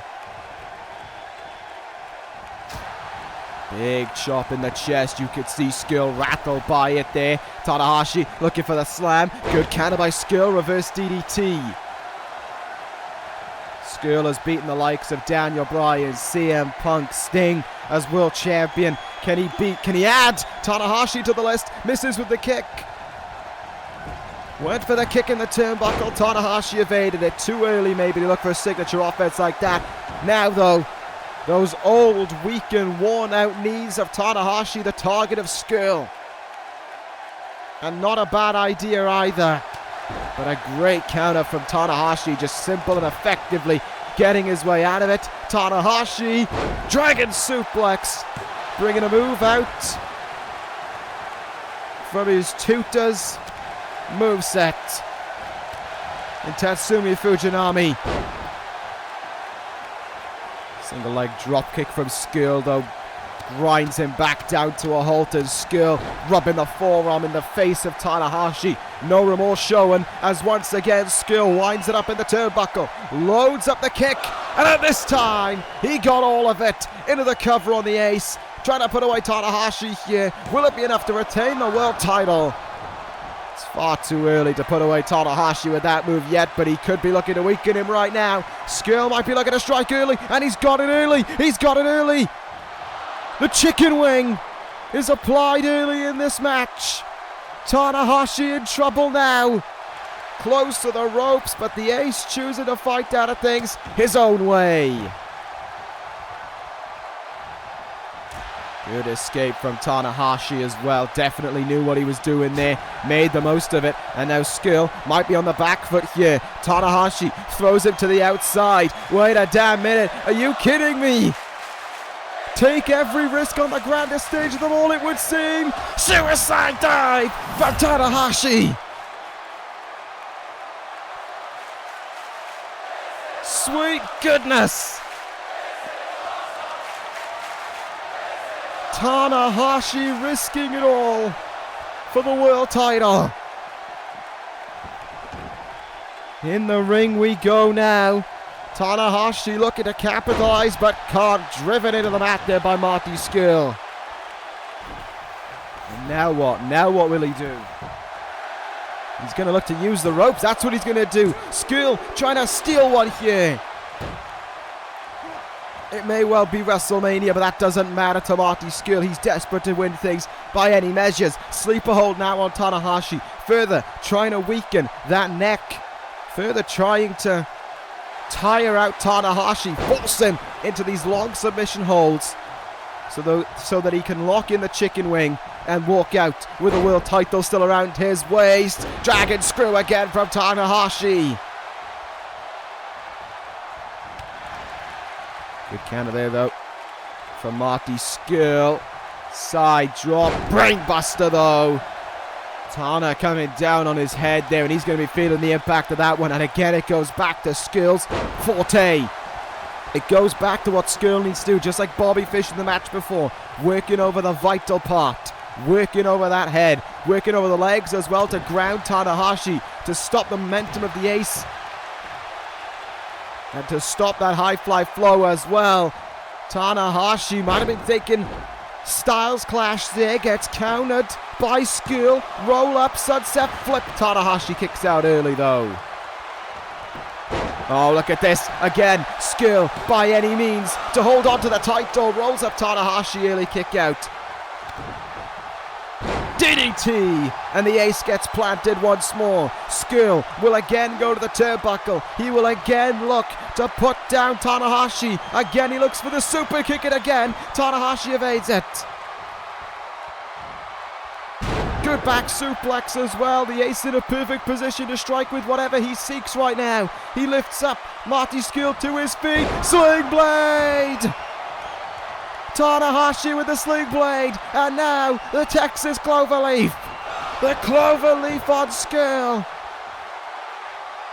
Skull close to the ropes. Looks like he's trying to force himself there, but Tanahashi putting his leg in the right place so that Skull can't turn his body. Skull's giving up, crawling now. He could be about to tap out. We could have a new world champion. Oh no, Skull flips out. And a big drop kick into the chest as well. That is a moment for Skull to be worried. That is a moment where the world champion's going to have to be concerned, because Tanahashi almost had his number there. What a kick though from Skull. You could hear the noise of it echoing in the arena. Marty Skull caught him flush and fully capitalizes with a German suplex. And again, he'll go to the corner. He's looking for this as the big move to weigh it down Tanahashi. And for the second time this match, he connects with that super kick. And Skull almost mocking the downed ace right now, thinking that it's time to end it, thinking that he's done enough to beat Tanahashi on the grandest stage of them all. For the second time, he will lock in the chicken wing. Will this be the one where Tanahashi taps out? Oh, the ace is fighting, and he claws his way out again. Once again, he could have gone for the rope break, but that's too admirable for Tanahashi, it would seem. Skull doing a great job of countering an attempted dragon screw there. And works over the arm, the good arm of Tanahashi. The amount of injuries that Tanahashi walks around with. But he will never give in. He always has to fight. Big jawbreaker there. And now from behind, another dragon suplex. Doesn't go for the cover after it, but is in a great place to connect with something big if he could have there, but Skull stopped him. Skull perching Tanahashi up on the top rope now. Oh, good God, arm drag from up high. Wait a minute. Tanahashi with a headbutt. Gets out of it. And the senton from the second rope as well. Tanahashi sees a trip to the top rope. Wait a minute, will it be? High. No, it's an elbow drop. Thought it was going to be high fly flow for a second. Elbow drop to Skull for the world title. No, Skull just getting the far shoulder up in time. Referee says 2.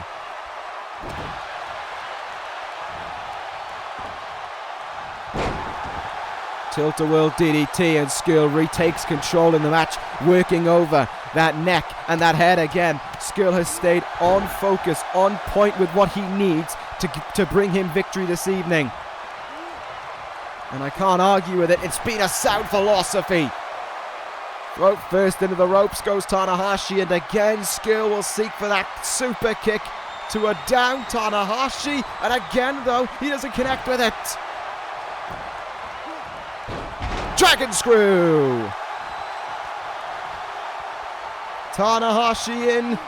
No, he's not. I was about to say, is Tanahashi in here, but it seems as if that is not the case. Skull quickly stopping him in his tracks. Chop in the chest. Countered. Tana sends him into the turnbuckle. Counter.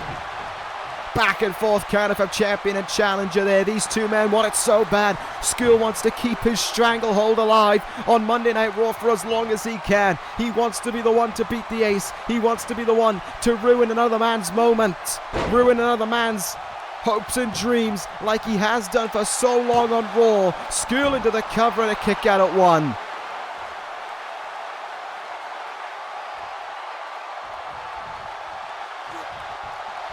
And once again, is Skull going to the well too many times for this move, I wonder? But he hits it again, and he stomps away at Tanahashi. Tries to work over the leg there, but the ace stops him. Big boot right in the face. And now these two men start to trade blows with one another. Here we go. Or not. Counter there.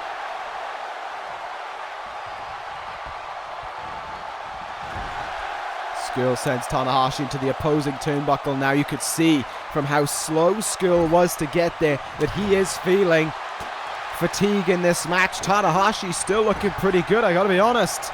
Still walking with a spring in his step. Big chop in the chest of Skull. Picks him up out of the ground there. And into another turnbuckle, flying forearm this time around. Tanahashi a little bit more fired up now. No, again Skull able to counter. No, and again. Bird of prey! Oh, but the rope saved Tanahashi there.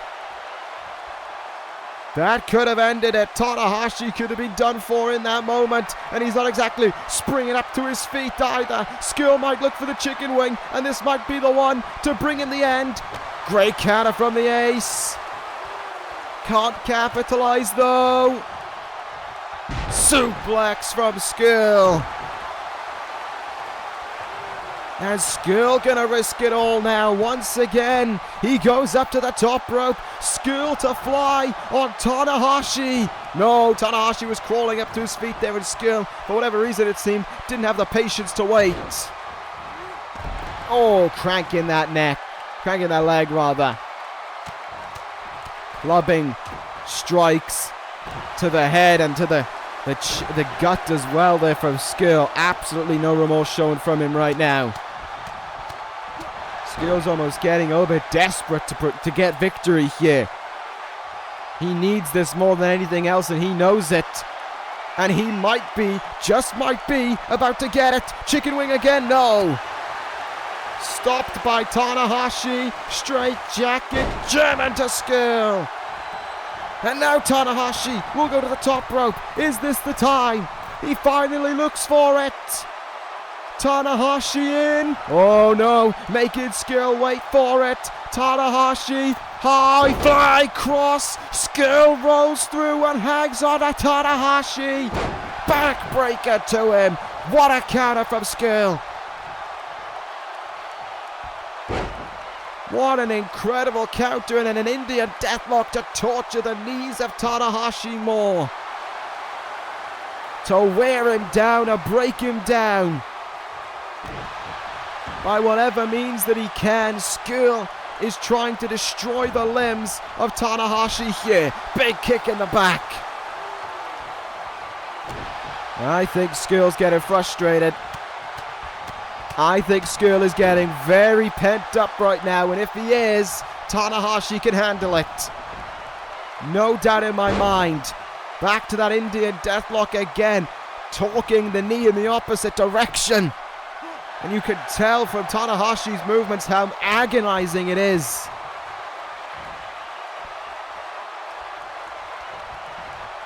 The big thing about this match, though, is that Tanahashi hasn't gone for the high fly flow just yet. And if he does hit it, could it be the end of this one? This fantastic contest still continues on. Neither guy giving an inch. Both craving the world title by any measures. Huge neck breaker there by Skull. And once again, he loads it up. The super kick is countered by Tanahashi. And in the ring, Tanahashi, twist and shout. Twist and shout from the ace. Skull heaved back into the ring. Tanahashi now leading the offense somewhat. Sends Skull out to the apron once again. And it seems as if he wants to battle on the outside. I would argue this is Skull's area of expertise. But after that twisted shout, the world champion is basically out on his feet. Oh, I know what he's going for. Risk it all at Mania. Twisted shout on the outside. Twisted shout on the thin padding on the outside. Skull's going to be in agony. Tanahashi could be world champion in but a moment. He's up high. High. No. Big splash though. Once again, he waits to pull the trigger on the high fly flow. Once again, he leaves Skull in the dark. Sling blade. Now's the time. Tanahashi pulling himself to the top rope. His knees in agony. High fly flow is countered. Knees in the gut from Skull deny him. And Skull in the middle of the ring. Bird of prey. for the world title. Tanahashi kicks out at one, and Skull can't believe it.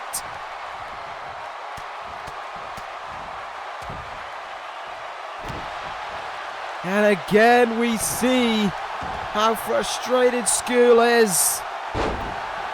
Again we see the concern of the villain. He would have pleaded that was enough, but it simply wasn't. And again though, destroying the knees of Tanahashi, tearing them down, tearing them away. Whatever ligament remains on them, Skull's looking to just rip them off right now to retain that world title. Forearm countered. Tanahashi still up on his feet, so is Skull. Tanahashi won't go down despite two forearms. Sling blade! Sling blade! Come on, Ace! Tanahashi! No! Super kick! What a counter from Skull! Cover for the world title! There's two, and a kick out from Tanahashi at two. What a kick though.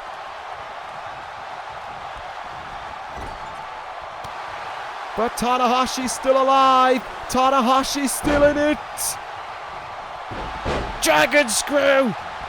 And Skull goes down. Tanahashi goes up. He seeks it again. High fly throw is counted again. The knees in the cut once more from Skull. Counter. Another sling blade to add to the list. Tanahashi's going for it. Tanahashi going to give it his all. Skull is down. High fly flow. Finally he gets it. High fly flow connects. Tanahashi doesn't go for the cover. This is for Monday Night Raw. This is for the world title. This is for Sting. Tanahashi, high fly flow. 1, 2. We've got a new world heavyweight champion. Tanahashi's done it. The ace of the universe is now the ace of Monday Night Raw. It's been a long road. It's been a tiresome road. But it is the road that Tanahashi rode on. It's the road that Tanahashi made himself on. And at the biggest WrestleMania we've ever had, it's the road that Tanahashi celebrates on.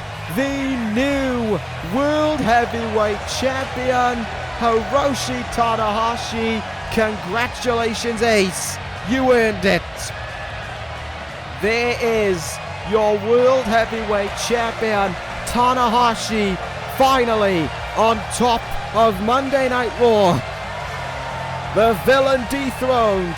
The Ace is on top. Tanahashi does it. What a win for him. What a win for Monday Night Raw. What a match as well.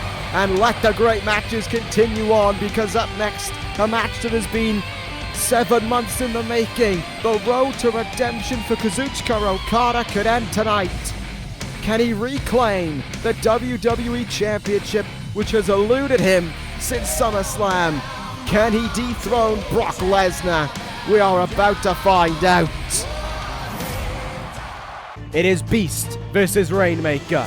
Lesnar versus Okada. Brock Lesnar is the WWE Champion. And so began the downfall of the Rainmaker. The loss of the title, the betrayal of a close friend, and the defeat to him. Lesnar carved his own, destroying everyone who came his way. Not a hope for any challenger, whatever the size. Okada's breaking point seemed but a moment away, but it never came. With everything he could find in him, Okada clawed his way back to the very top, through Coren, through Nakamura, to Lesnar. Glory has already rewarded Okada at WrestleMania. Will it happen again? Through the brawls, through the attacks, through it all, Lesnar has remained a constant, the WWE Champion. A 7-month journey for Okada could end tonight. Will the Rainmaker shine bright at WrestleMania, or will the Beast conquer Okada once more?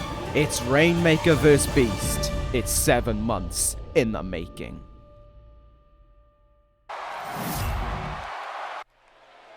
This is the day that we have waited for.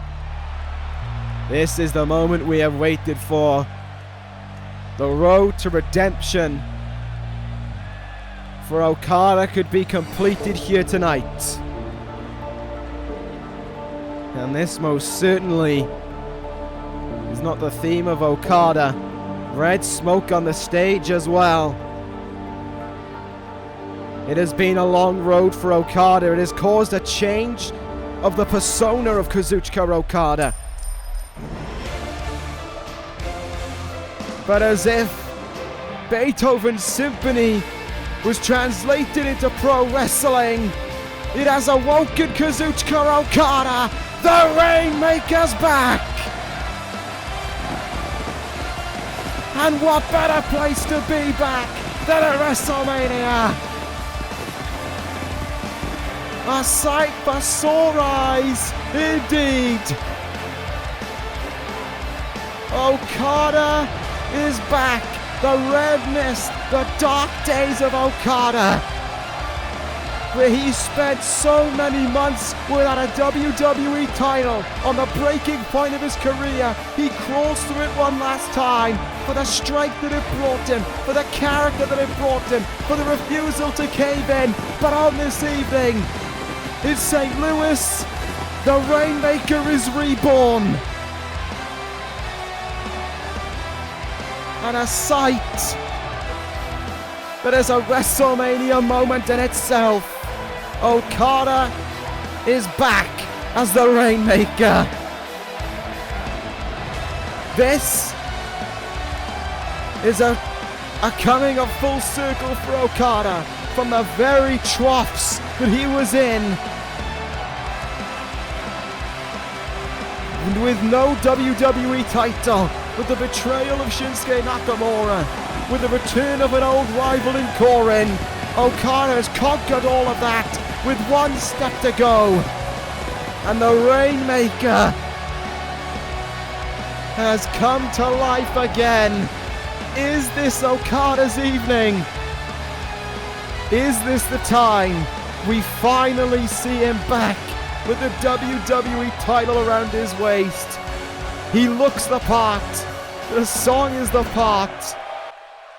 But does he have it in him to dethrone this man? It's all well and good looking like the Rainmaker of past. It's all well and good having the entrance of the Rainmaker of past. But it's a whole different ball game being the Rainmaker of past. And even that man couldn't beat Brock Lesnar. If Lesnar wins here tonight, he will become the third longest reigning world champion in the history of this universe. Across all titles, he will eclipse Michael Bennett's 235-day reign as the ECW champion, and his next target in his sights will be Bobby Fischer's 390-day reign as that WWE champion. Lesnar has almost played a back foot to Okada this whole time on SmackDown Live since he's been the champion. Okada has main evented every SmackDown pay-per-view since SummerSlam. Lesnar has only main evented one of them, and that was one in which he faced Okada. The story of Okada has eclipsed Lesnar over these past 6 months, but one thing has remained constant through the highs and lows of Kazuchika Okada's tenure as the Rainmaker, as we all got closer and closer to Okada, not as a wrestler, but as a person. Lesnar drove through the competition. Jeff Hardy, Shawn Michaels, Kevin Owens, Samoa Joe, he's been through them all, and he's been through Kazuchika Okada as well, more than once. But Okada looks back on top. He looks back to his old ways. He looks complete. That is the best way I can put it. Okada looks complete.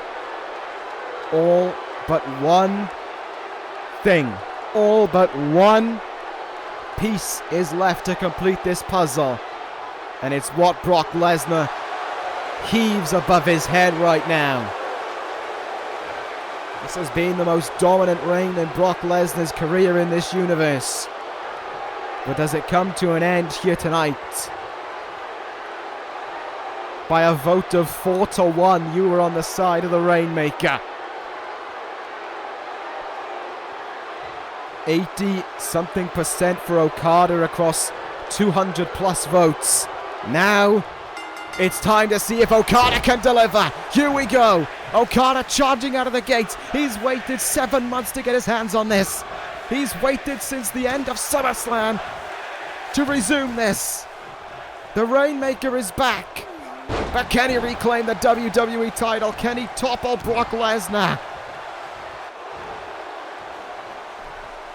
Early Dragon Sleeper from Lesnar applied. Okada just didn't waste any time. He didn't want no feeling out process. He didn't want no collar and elbow tie-up. He's hungry. He's craving this. He needs this more than anything else. Okada needs to be the WWE Champion.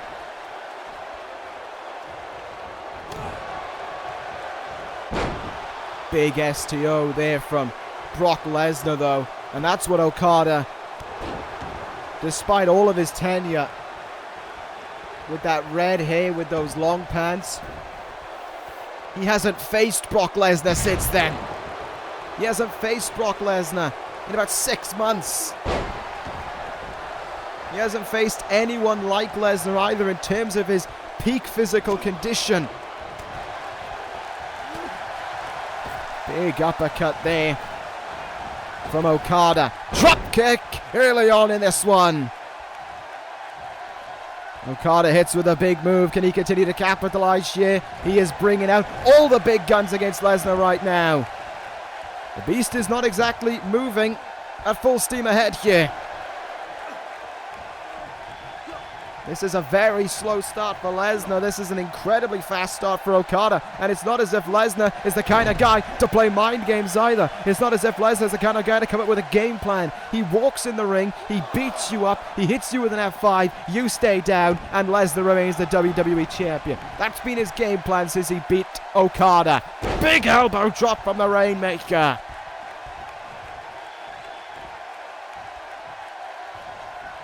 It feels good to know that Okada is not just a Rainmaker in name, but he's the Rainmaker in his appearance as well. It's a sight for sore eyes, that's for certain. Right in the chest. The last time we saw this was back at Survivor Series when he faced Seth Rollins. But if Okada loses here tonight, I don't know if we'll ever see this side of him again. I don't know if we'll ever see the blonde hair, the tights. I don't know if we'll ever see them again.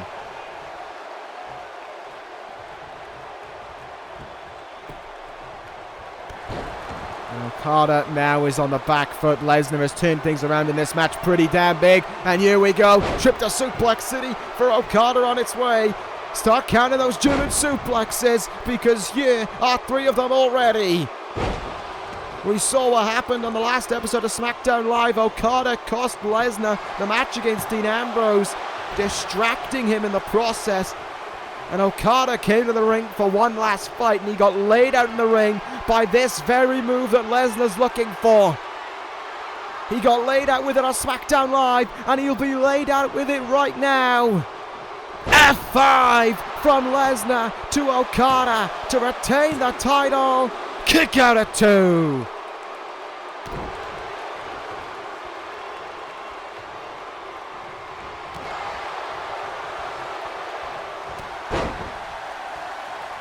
Look at that fight back there. Lesnar rolling out of the ring. Okada up high. Crossbody. Lesnar didn't go off his feet though. Okada was bounced off Lesnar. But Lesnar hanging on by that barricade, and Okada sends him right into it. Great work from the Rainmaker. Back in the ring we go now. Big forearms, striking, uppercut from Okada. Lesnar doesn't come off his feet though. Lesnar stays upright, and a leaping knee from Lesnar. Right into the chest of Okada. That's going to take all the wind out of the Rainmaker.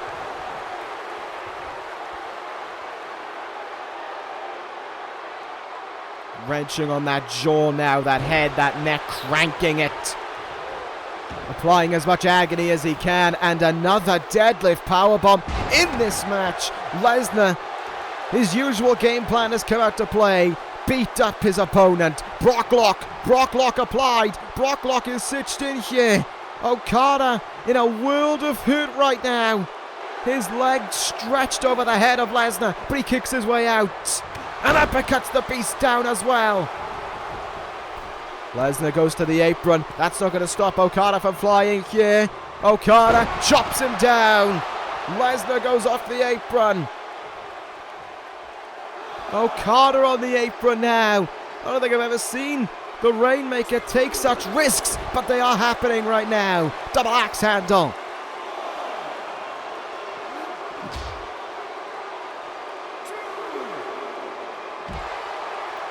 And into the announce table as well went Lesnar there, but notice how the WWE Champion doesn't come off his feet for a moment. Slaps from Okada. He is firing up the beast right now. And he better make sure he doesn't pay for it, in all honesty. But that was all Okada on the outside there. Lesnar in deep trouble. Never mind. He evades the elbow drop. And just like that, things are back to normal. German suplex number 4. Bridge of all things from Lesnar. Only gets a 1. And Okada couldn't get back up to his feet. Kicks out at 1 again. But he is definitely showing some way, some hurt in this one. Lesnar picks up Okada. Powerbomb maybe. Oh no. Deep inside Suplex City, there's a part of the town named Powerbomb Plaza. And that is where Okada finds himself.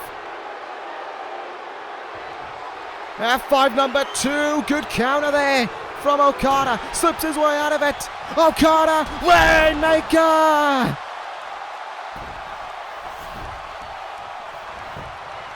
Drags Lesnar into the middle of the ring. The Rainmaker, does it spell new WWE Champion? No. Lesnar kicks out. But Okada might well see the opportunity right in front of him. Lesnar stumbling up to his feet. Will he go again? No, backs. Oh! Back spin out bomb there from Okada though. What a move. Can't get more than a 2 count, but an incredible move and incredible strength from Okada as well.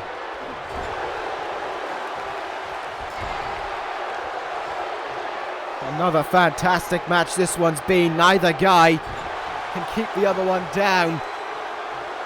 Back suplex from Lesnar. Okada doesn't have an answer for it. That just goes to tell how much torture the Rainmaker has experienced in this match. Look at this now. Elbows. Unprotected elbows there. And that is the side of Brock Lesnar that won him the UFC heavyweight title in only his 4th fight. And that is the side of Brock Lesnar that has busted open the Rainmaker as well. Okada bleeds, but he doesn't give in. Elbow into the gut. DDT into the mat.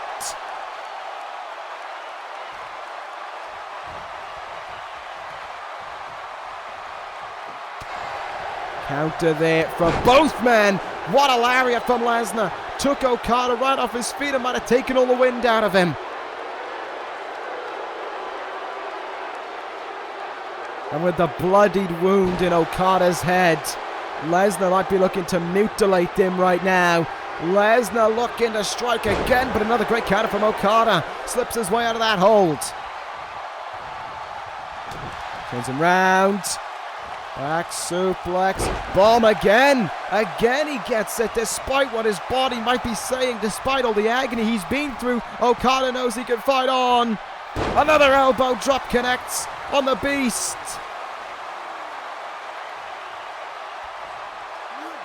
And turnabout is fair play as well for Okada as he now wrenches on the neck.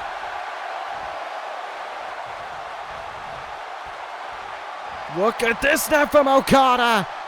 Tombstone to Lesnar for the WWE title to return to the Rainmaker. So close. Getting so close with every move he hits now. Okada must be able to smell it at this point. Oh no. Oh no. To the outside he goes. A big shoulder tackle. Sends Okada down on the outside. And he is rocked now. Lesnar hitting hard. Back suplex on that thin padding to go with it. Okada's back wasn't already screaming in agony. It definitely is now. Keeps himself planted into the mat. Elbows his way out of that one. Not letting Lesnar get one over on him. Back in the ring we go now. Okada quickly stuffed there by Lesnar. Oh, here we go. There's the fifth. Suplex City once again. Number 6.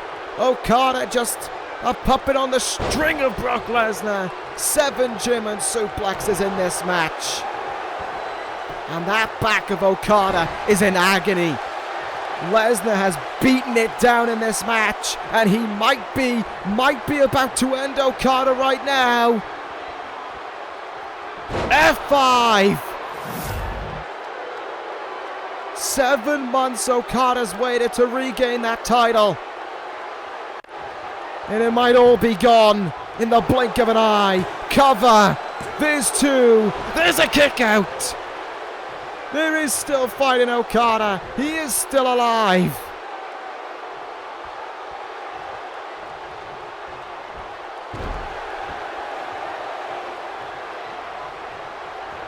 Oh, but for how much longer? How much longer can you endure punishment like this? Lesnar is breaking Okada down. I talked last night at TakeOver about the heart of Tyler Bate being the only thing that kept him in a match. And the same is happening right now. Okada's heart is keeping him in this thing, even though his body is begging for this to end. Good counter from Okada, hard elbow, the Beast staggers slightly from it. He might well have more reason to stagger in a moment. Okada might have been thinking for the Rainmaker, but didn't have the energy in him to connect. And Lesnar just throws him over the top rope.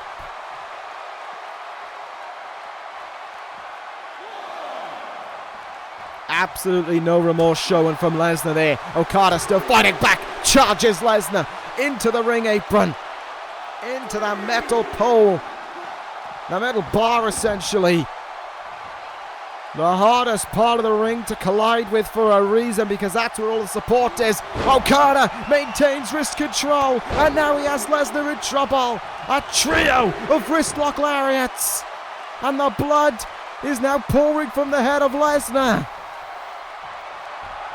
Rainmaker pose. German suplex. Rainmaker.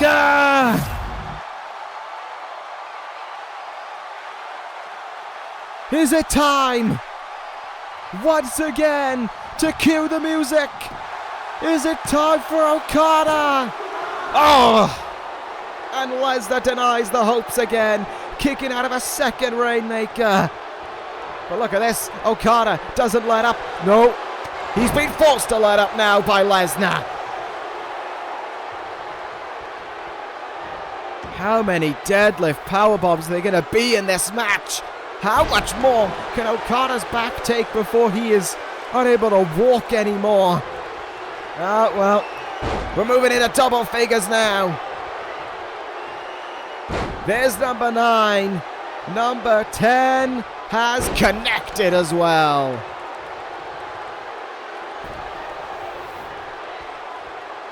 And with all that he's gone through, surely there can't be much left in Okada to fight on. But he's still fighting away. Another kick out at 2. But will he survive a third F5 this evening? He sidesteps him. He sidesteps him. Okada now. Tombstone. I simply do not know where the Rainmaker finds it in him. Rainmaker. Rainmaker pose once more. I don't know where he finds this heart, but it could lead him all the way. German suplex. Hangs on. Rainmaker.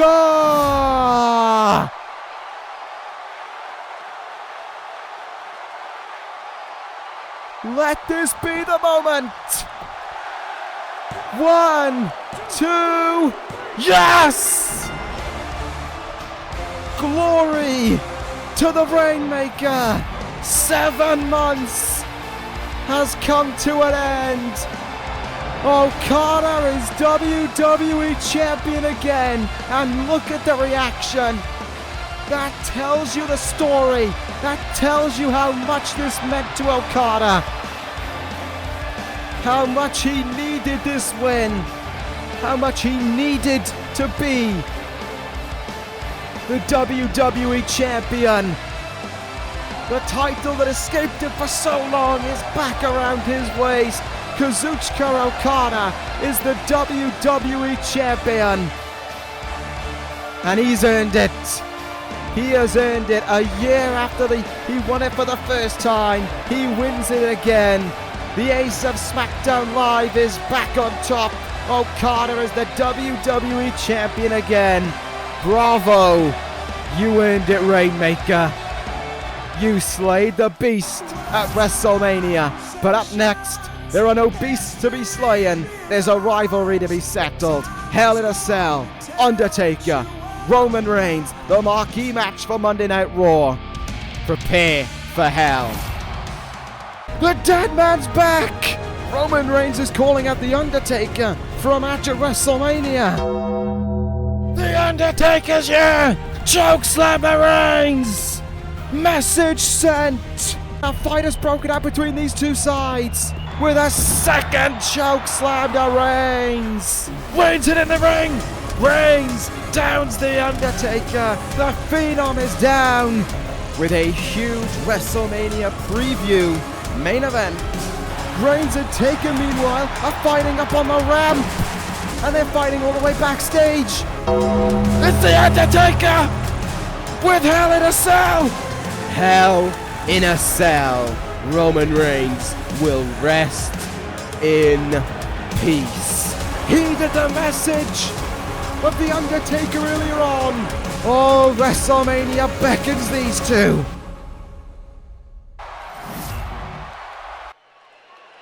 And from the adulation of celebrating a Rainmaker's win, we now prepare with chills down our backs for a deeply personal, deeply confrontational match between these two sides. Roman Reigns and The Undertaker meet inside that hellish structure. Reigns has made it his duty to retire The Undertaker on none other than WrestleMania. The Undertaker was gone for many months after his last match inside the Hell in a Cell. And when he came back, Roman Reigns awaited with a challenge. Roman Reigns sought out to be the one to slay The Undertaker. Well, now he gets his chance tonight. That cell will lock those two men in and we will let a war commence at WrestleMania. How deeply personal this has gotten will be dealt with inside this Hell in a Cell structure. It is a structure that does not forgive. It is a structure that does not forget. It is simply there to torture, to maim the human body. And on top of that, Roman Reigns walks into the Undertaker's playground. This is where he thrives. This is where the Undertaker is on top of his game. Roman Reigns, to my knowledge, has never been in Hell in a Cell. Undertaker in this universe has never lost in Hell in a Cell. And as the gong strikes, we know what that means. It is time for the dead man to head towards the ring.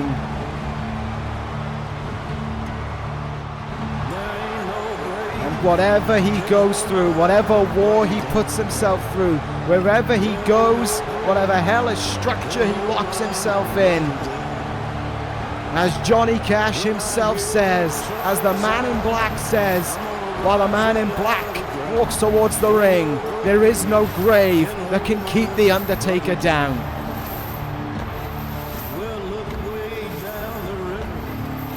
The Undertaker wanted this. This was the Undertaker's plan, to get Reigns inside Hell in a Cell. Because whatever the case may be, when you're inside that cell against the Undertaker, no matter who you are, whether you are Roman Reigns, whether you're the Antichrist in Mordecai, it doesn't matter. You are afraid of the Undertaker because you are dealing with the Phenom inside his creation, inside his hell. The Reaper strikes the souls within Hell in a Cell, and the Reaper has come for the soul of Roman Reigns tonight. This is going to be a monumental matchup. This is what WrestleMania is all about. Setting scores like this one. Who will walk out of the Hell in a Cell with the win? No titles are on the line. No respect will be gained in this one. And as the cell comes down around these men, prepare for war. The bell rings, and here we go. The crowd instantly rally behind the dead man, and no surprise for it either. Roman Reigns is up there with Marty Scurll as one of the most hated men on Monday Night Raw, and for good reason. Especially when you come out saying that you want to retire The Undertaker. The rules of this Hell in a Cell match is simple. No countouts, no disqualifications, pinfall and submissions will only take place though inside of that ring. But these guys are still free to blow wherever they like. As into the steel wall goes Roman Reigns. Roman Reigns getting to meet the Hell in a Cell structure for the first time. And it is not a pleasant sight. And it's an even less pleasant feeling as well. Reigns stumbling back against that wall now. The fight is on between the ring and the cell. And Undertaker is mercilessly assaulting Reigns outside of the ring right now. Into the cell wall again.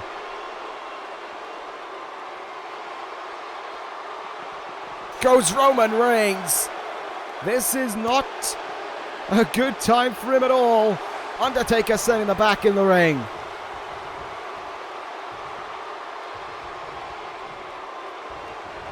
And for a big boot there, Reigns able to recover.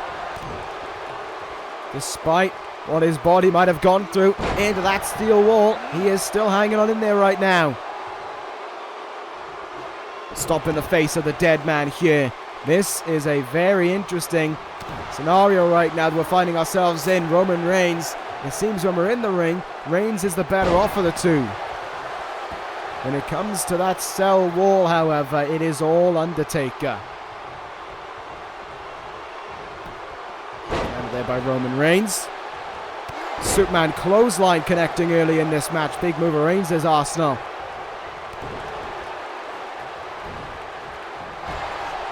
Another huge lariat, and the Undertaker, not a surprise, he has the support of the crowd in this one. It was one of the biggest blowouts as well. I think this was as high as near as high as Okada beating Lesnar in terms of your vote. About 3/4 of the vote went to the Undertaker. But as it stands right now, he's not exactly capitalizing on it, because Roman Reigns is finding ways to keep the dead man down.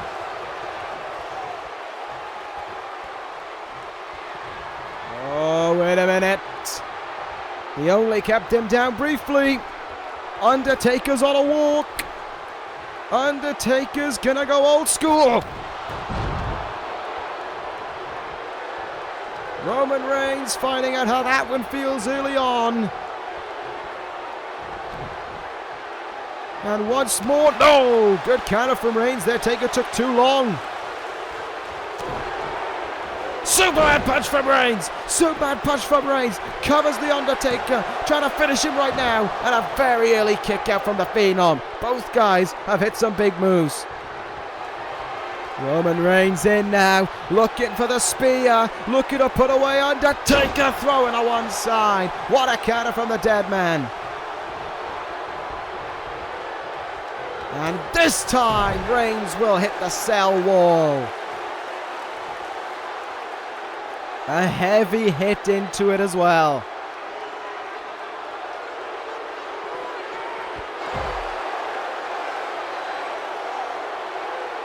Has to be said, it's quite a surprise that cell wall didn't cave in under the mass of Reigns colliding into it. Not as if we've never seen the cell wall collapse from a superstar flying into it.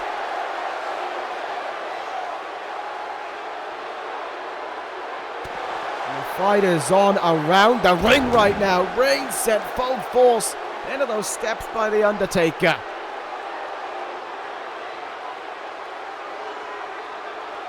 Taker lifts up Reigns to his feet. Reigns with a counter there though. Knee in the gut right there. Taker responds and Reigns stumbles over the steps there. But he wants to fight the Undertaker right now. He wants to fight with him. He wants to brawl with him. This is what both men wanted for WrestleMania. Into the cell wall goes the Undertaker for the first time. And Reigns now with control on the outside. High kick to the back of the Undertaker. Undertaker kicks him down, however, and has regained control here over Roman Reigns. Good punch there from Reigns. When these two guys just getting into brawling with one another, they've done plenty of it heading into Mania. There's not really a favorite to choose from. Into the cell wall goes Roman Reigns, and the Undertaker's in. Last ride to the wall.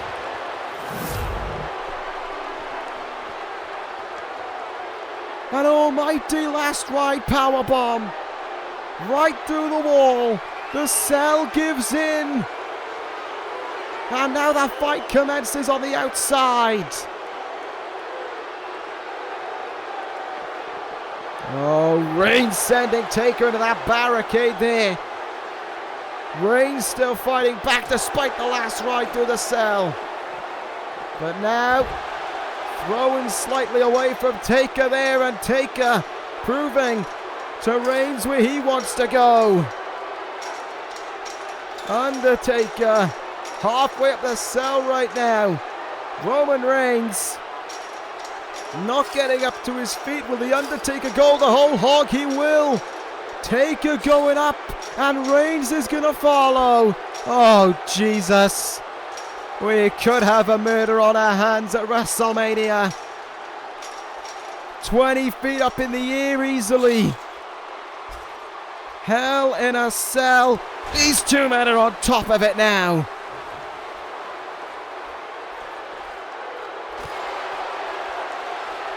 And if your opponent dictates it, there's no easy way down, but this is the hatred that these two men have for one another. This is what it's become. Trying to find an end to one another by any means.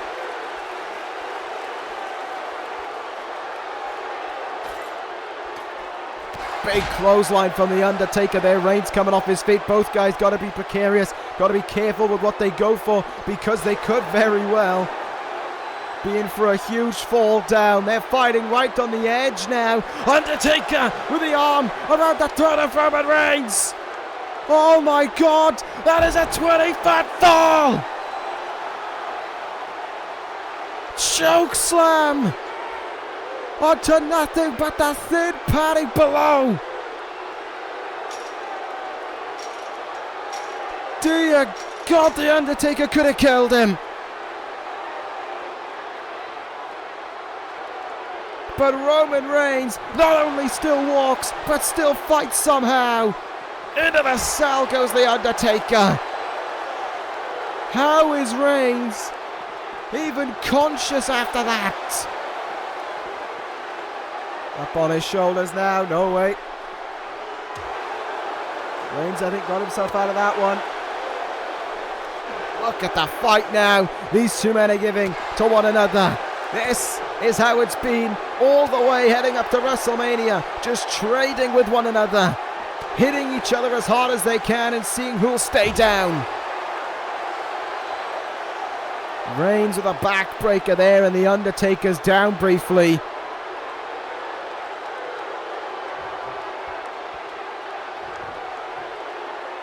Roman Reigns, it seems, wants to do battle back in the ring. Calling the dead man back in the ring here, and Undertaker will oblige, walking right back to Roman Reigns. And it seems as if these two tested warriors are going to let each other do battle again in a new setting.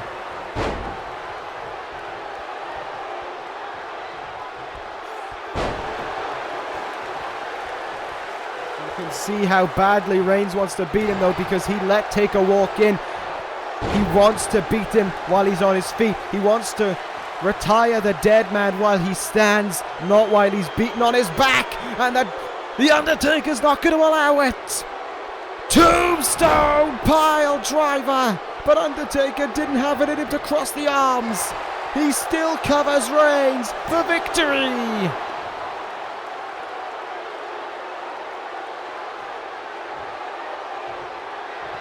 But a 2 count says otherwise. Roman Reigns still in this one. DDT plants him though. Another cover by Taker, wanting to beat Reigns right now.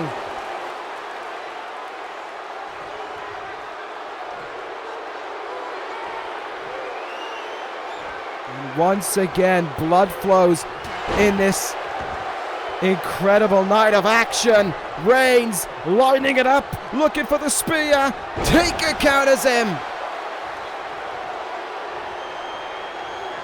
And Undertaker's in. Taker, choke slam. Choke slam to Reigns. Slice of the throat. This has got to be it. Undertaker looking to end things. Boston Crab raises in the ropes, but there's no rope breaks in a Hell in a Cell match.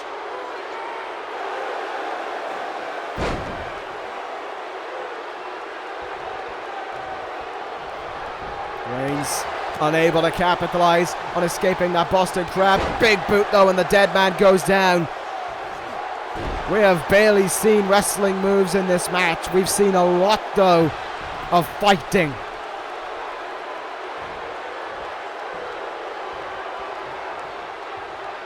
And Reigns firing himself up to keep on going.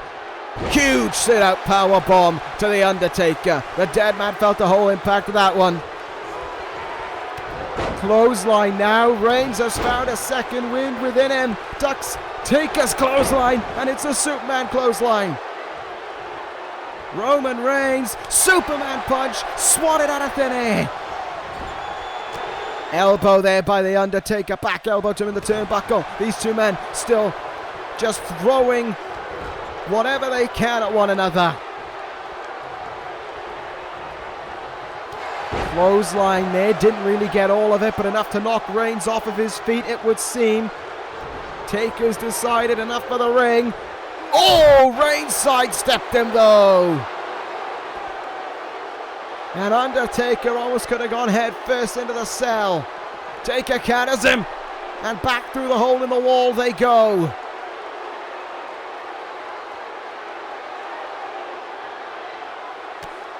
Back outside of the confines of Hell in a Cell they go, and the fight continues on again. Forearm in the face from Reigns to the Undertaker.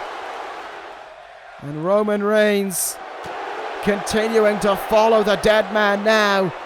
Now brawling in the tiny part between the barricade there and the cell itself. Roman Reigns wants round 2 up there, and the Undertaker obliges. Oh, that was insane. Look at these two guys now. They're 10 feet up in the air, throwing horns on one another, throwing elbows to see who will fall. Reigns! Oh, he's close. Reigns is gone!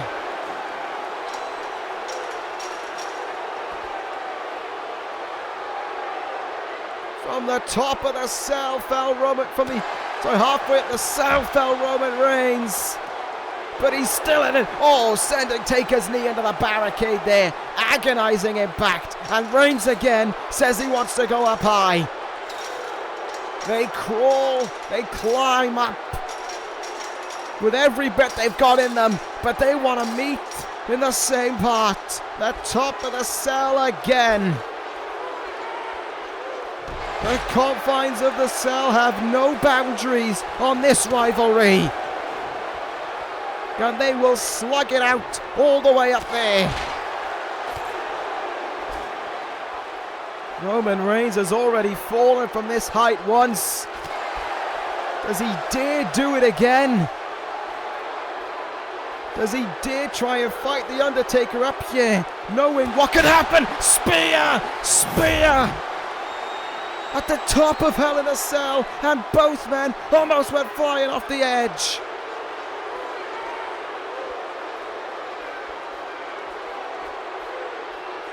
Oh, Reigns. Oh, teetering. Hard punch from the Undertaker. Reigns in deep trouble. He's right next to the edge again. Taker might have him again. Back suplex. Oh, he's about half a foot away from falling off there. In the gut, Reigns though. And Reigns quickly scampers to a more neutral ground. To the middle of the cell now. This fight continues. But for how much longer do these men tear each other apart for? Undertaker stopping himself in his tracks. Oh my goodness, no. Oh, I don't want to see another man take a fall like that. Kicking the back of the leg by the dead man. Roman Reigns now with back elbows. These two guys won't even hit a big move on one another because they could go through the cell. Although that might be a better fall than going the way Roman Reigns did earlier. Transitions to a front face lock, that close to the edge of the cell. Russian leg sweep almost sent Taker over the edge. This is dangerous. These guys are playing with life and death. Roman Reigns. Oh my goodness. Powerbomb through the announce tables. The Undertaker went through both of them. But the dead man is clinging on. And he's up to his feet before Reigns even hits the ground. This is what the Hell in a Cell brings to the Undertaker. This is what it does to the Phenom. It finds an extra life within him and it keeps him going. It keeps him spurred on. Tombstone. No, Reigns stopped it. Superman punch. Reigns with a Superman punch. Taker didn't want to give up. Reigns does it either. Spear from Reigns.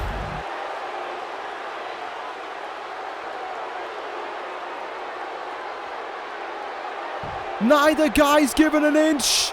They've gone tit for tat. This will all come down to who refuses, who can't get up to their feet. Spear from Reigns. He covers the Undertaker. Back-to-back spears. And Roman Reigns has beaten the Undertaker. In his own structure and his own game, Roman Reigns conquers the dead man. A huge, monumental win for Roman Reigns. The cell wall gave in. Reigns fell 20 feet. The Undertaker went through 2 announce tables. These two guys tore each other apart just for victory and nothing else. But come the end of this contest, there is a winner, and it's Roman Reigns. He beats the Undertaker. The Phenom could be done for. After that, I don't even know how Roman Reigns is standing, let alone the Undertaker. A Hell in a Cell match we will never forget. And as WrestleMania reaches its conclusion, there is one match to go. The main event of the evening, the Royal Rumble winner Adam Cole versus the greatest of all time in Seth Rollins. A legacy will be shaped tonight in the main event. What a match we are in for. This won't be about a brawl. This won't be about hatred. This is about being the ECW champion. This is about being a champion. This is the main event of WrestleMania. Strap ourselves in. Adam Cole! Yes! Adam Cole wins the Royal Rumble! There's a long time to go into WrestleMania and a long time for him to make his mind up. Although he took his time, that didn't change the fact that Adam Cole had to defend his right to the main event against Kenny Omega. But when he did, the time had come. We finally can enjoy this moment. Rollins is back. Seth Rollins at WrestleMania wants to defend his ECW Championship again. Shock the system. Wait a damn minute! Adam Cole is gonna challenge Seth freaking Rollins! And there it was. The main event of WrestleMania was set. But now it came time to earn that spot. To take the ECW Championship from Rollins. He says he'll learn his mistake. He cannot wait to make Seth Rollins respect Adam Cole. Adam Cole stepped over a line when he accused Seth Rollins of not knowing what it means to be a champion. How would he know? His 2 minutes of cuddling the title was a joke. He doesn't know the first thing about being a world champion, and Adam Cole won't after WrestleMania. And Rollins had a point. Cole hasn't stood where Seth Rollins has for 596 days. But not for a second did that disparage the Royal Rumble winner. He's right, he's never had his moment in the sunshine, and he'll pay him back at WrestleMania when his theme hits, and the new ECW champion that evening will be the voice of failure speaks again. What makes Adam Cole think he can beat Seth Rollins? Come Sunday, Rollins will have to kill him. That is a promise. And so here we are, the main event of WrestleMania. If a show is to be remembered by its main event, then who will win it? Who will walk out with the ECW Championship? Will Adam Cole finally break the duck? Will he finally be a world champion? Or will Seth Rollins continue to sculpt the legacy that he has for almost 600 days? We are about to find out. This is our main event of WrestleMania. Do not miss it. This is Adam Cole versus Seth Rollins, and a legacy will be made tonight. Oh, there are chills down my spine. ECW main events WrestleMania. And it is all because of this man, in all fairness, the Royal Rumble winner. And a WrestleMania-sized Adam Cole, baby, leads him towards the ring. Cole outlasted 29 other men, last eliminating Coren to win this year's Royal Rumble. It took him a month, but he made his decision, and it was Seth Rollins. He challenged Rollins to the main event of WrestleMania for the ECW Championship. And he heads in looking to kick away that idea that he can't do it, that he can't be the champion, that he's a quote-unquote choke artist. So many times Adam Cole has challenged for the world title, and all he's got out of it is 2 minutes with the world title in Armageddon 2017. But now on the biggest stage possible, is it his evening? Is it his time? Is this where he kicks everything that has denied him in the past to the curb? Is this where he immortalizes himself? Or is this where he, like so many others, falls to the longest reigning world champion, the longest reigning champion in the history of this universe? Day 596 for this man.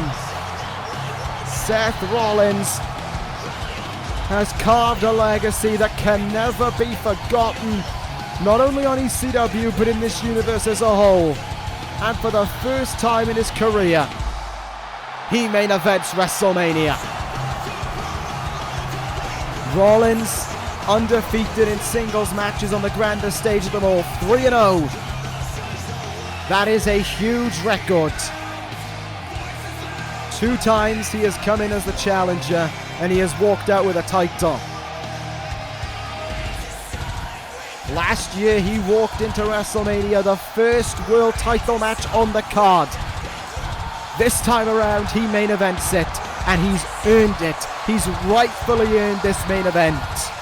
You cannot say Bobby Fish earned his main event shot at 390 days in a reign that he wasn't even in at that point. That 390 days was already past Bobby Fish. He had earned the main event then regardless. But we are still in the midst of the greatest reign this universe has ever seen. And it's almost at 600. Seth Rollins is days away from making it happen. Days away from not only shattering more records, but keeping his legacy alive to an extent that no one has ever done. 200 days longer than the next reign, the next longest reign in the history of this universe. And that could continue here tonight. The voting was the closest it got. Near enough a dead heat. But it seems as if there is hope.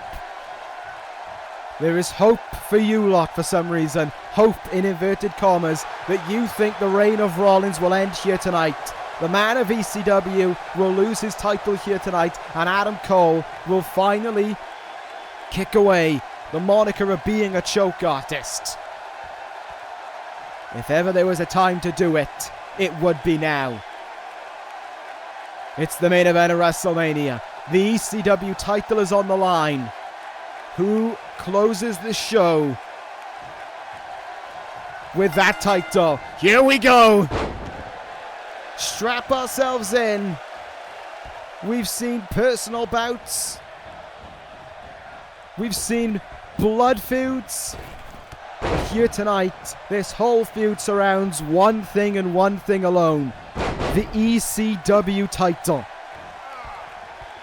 Both these men want it. Both these men have desires with it. It is Rollins' job to keep it. It is Cole's job to take it.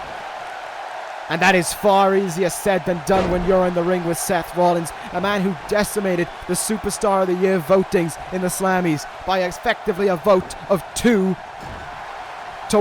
against everyone else. Rollins destroyed the field. Cole wasn't even eligible for it. Corner punches now by Rollins, countered by Cole though. And that's the argument that Rollins has brought forward. He is here because of that Royal Rumble win, and there's no way you can't acknowledge how important it is to win the Royal Rumble, because it is. It's a huge win It's a huge accolade. Rollins himself hasn't done it. But if it wasn't for that, Cole wouldn't be on this stage because he doesn't belong where the greats have stood, where Okada made his legacy happen last year. Adam Cole, if he doesn't win here tonight, I don't think he will ever be able to swallow down the moniker of a choke artist, of a guy who cannot win the big one. Yes, he has a 2-minute world title reign to his name, but that is paling in comparison to every other reign. That even pales in comparison to Nikki Cross's reign. She's held the belt now for about 2.5 hours.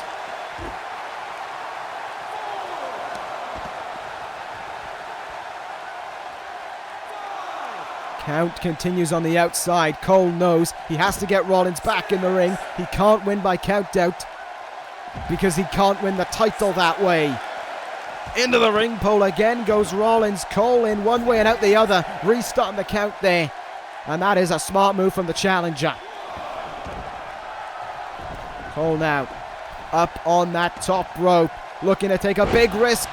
Had to back out the last second though. Rollins was getting up to his feet. Powerbomb now from Rollins. Oh, crucifix powerbomb maybe. Big counter from Adam Cole there. Forearm in the face. Cole lining himself up. Oh, good God. I told you to strap yourselves in. Well, here we go. Suicide DDT. Good grief. What a move. Look at that from Cole. Through the ropes. And down on Rollins. The head of Rollins crashing into the mat. And that thin padding on the outside certainly doesn't give any assistance to your landing. It's a gym mat basically, and not one of those heavy endurance ones. That is used for walking on, not for driving your opponent's head into. Rollins though, right back on the money. Knee in the face to the outside. Cole goes briefly. This match has spent far more of its time on the outside than it has in the ring, and Rollins returns the favor with a DDT of his own out there.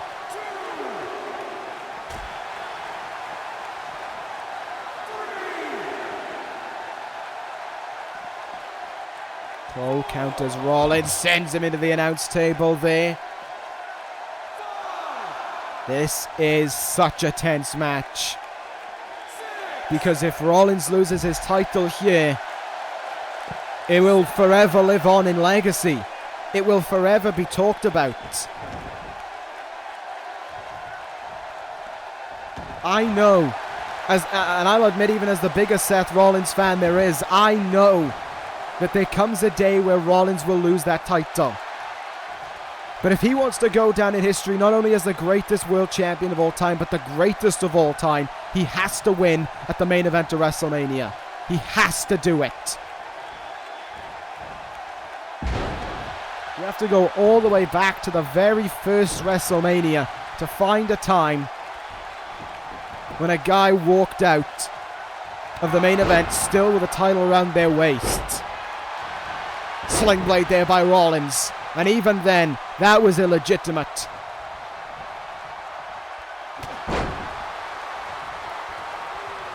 No champion has fairly held on to their world title in the main event of WrestleMania.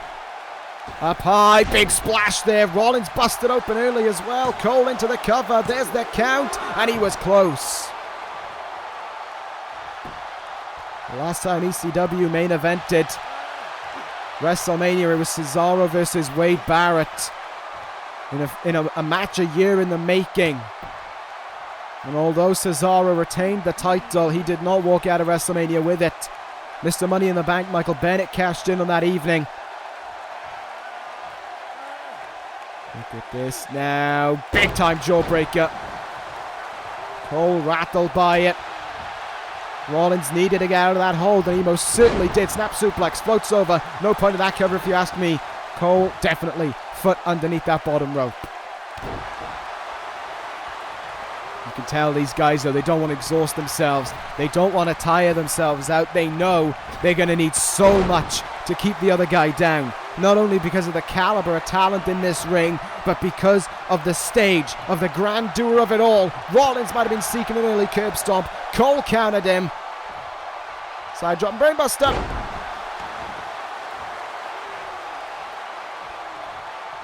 Cole strikes. Turns him round. Reverse DDT. That cut on Rollins' head is not looking that good right now. That was Rollins. I tried to find a break in the action and wipe that out of my head, because that could go into my eyes. That could blind the vision. It might only be a small cut as well. Chinlock here on Cole now. Look at how quickly the Royal Rumble winner got himself out of that one. Super kick from Cole.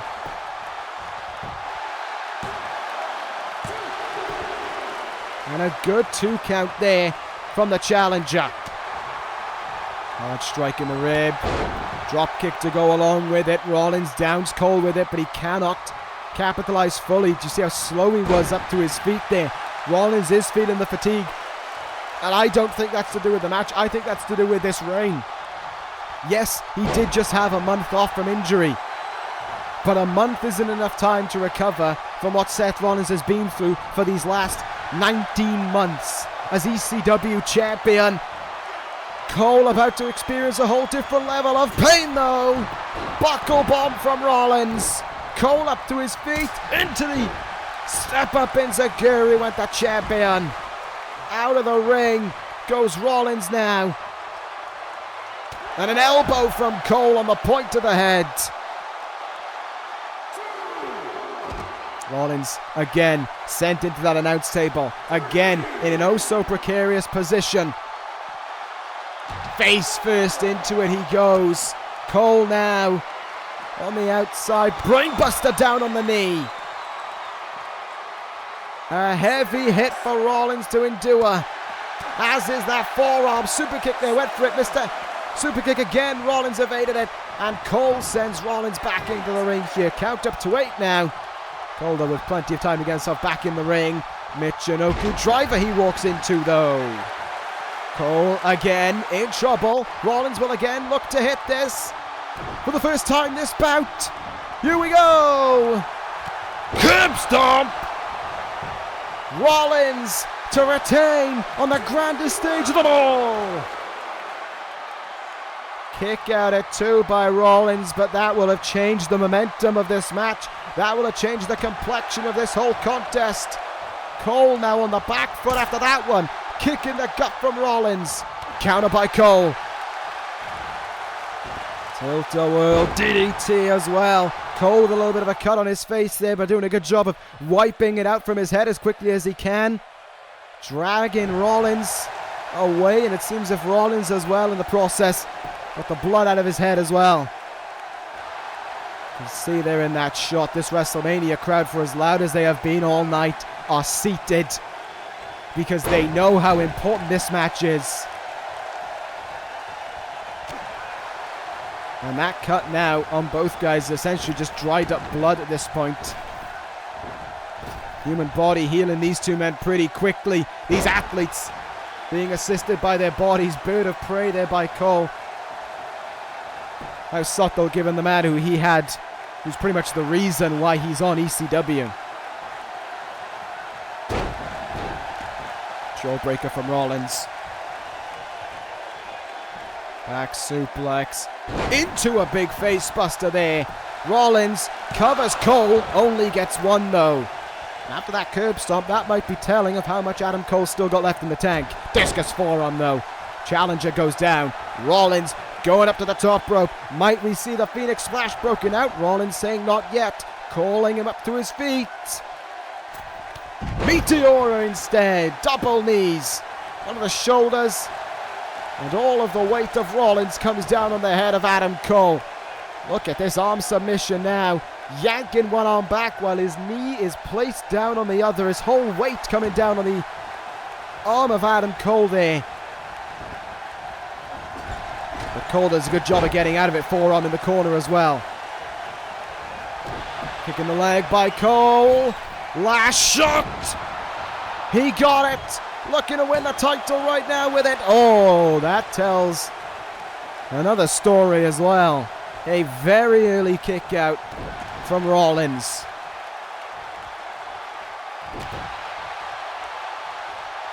These superhuman athletes will not stay down, especially when everything's on the line like it is. God's last gift from Rollins almost gave him the gift of victory at WrestleMania.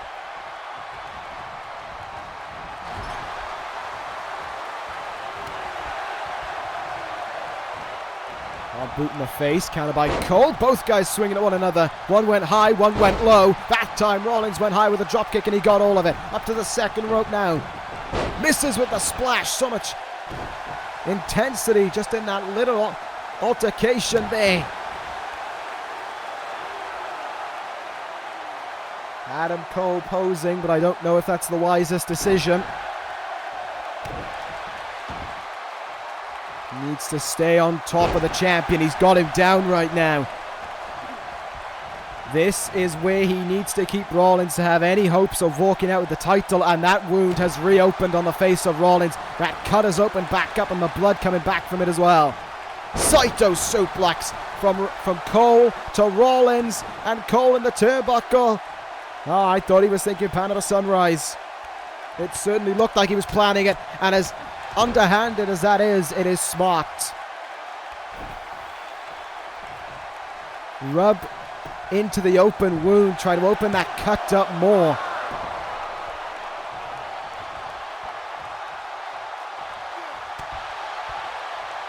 Hard elbow in reversal by Seth Rollins. He sends Adam Cole to the turnbuckle. Back elbow from Cole, might have been in the cut again. Super kick from Cole.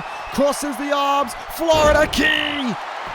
Rollins in the ropes there though. That foot perched on top of that second rope. That is a long way for Cole to run, but it could be a sprint to the ECW title. Panama Sunrise. There's one. There's two. Rollins has stayed alive.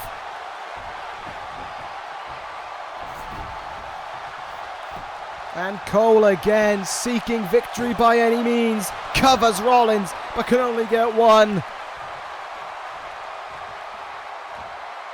He needs this, you could tell. Cole desperate there as he went into that second cover. Back elbow, spinning heel kick, and the cut is opened back up on Cole's face as well. Both guys have busted each other open once again. Cole, hot shot there to Rollins, staggering the champion. Rollins got him with a good hit. Oh, big enziguri. Big enziguri there. And Rollins goes down to the outside once more. But the champion slips his way out of that hold. You cannot find a winner between these two guys right now. But this might very well help. Rollins. DDT! Suplex DDT through the table. Sweet goodness. What a move.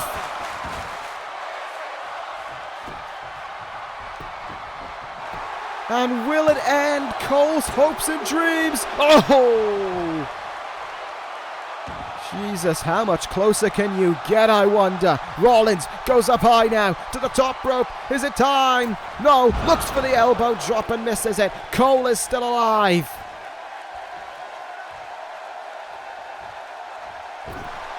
And Cole hangs Rollins out to dry on the ropes, trying to slow down the pace. He knows he's on the back foot and he needs to slow down the pacing in order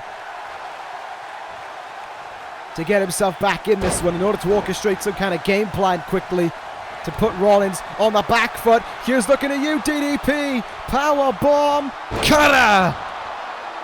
A call back to Rollins' old and bitter rival in DDP. The man who Rollins beat to start this historic reign. Does not put away Adam Cole there though. I think Rollins knew it. He just wanted to wear down his challenger that bit more. Cole still not staying down. Hiroshi to Rollins.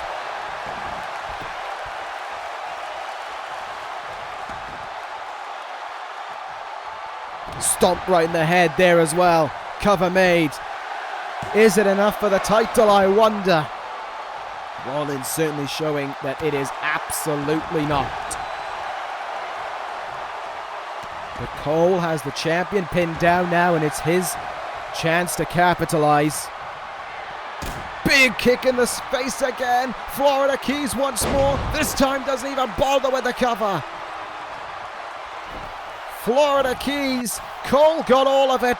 Will it be a new ECW champion right now? No. No. It's getting even more tense the longer this match goes on. Both these guys have given it everything they've got.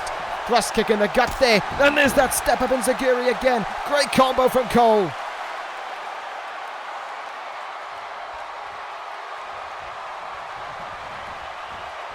Cole sends Rollins into the turnbuckle. Hoists him up, tucks the head in. Another super kick. And that one could have been in the open wound.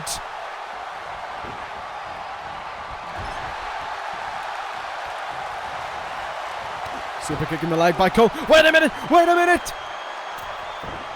Panama Sunrise. That could be all. 1, 2, oh.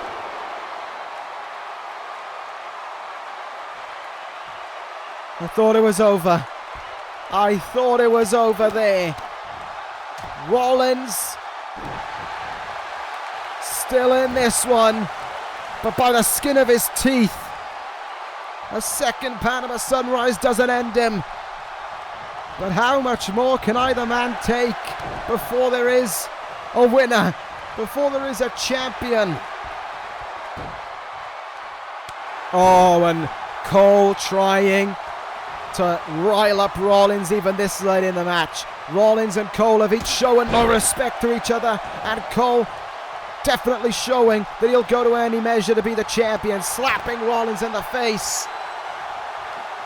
Wait a minute, Architect's Annihilation, big counter from Cole. Fresh out of the books of Okada with that one.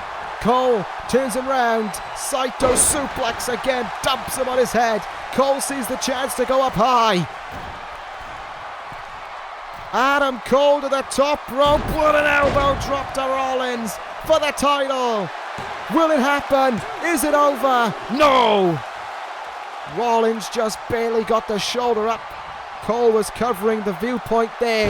Neck breaker from Cole. And now we are seeing the desperation of the challenger. Again, he covers Rollins, puts his weight over his chest, but it's not enough to keep the champion down. For the all-elusive count of 3. Headbutt between bloodied heads. As Rollins uses it to get him back in this one.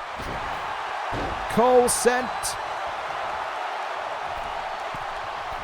onto the mat, Rollins up high. Oh, I thought we were going to see it again there. My hopes got up.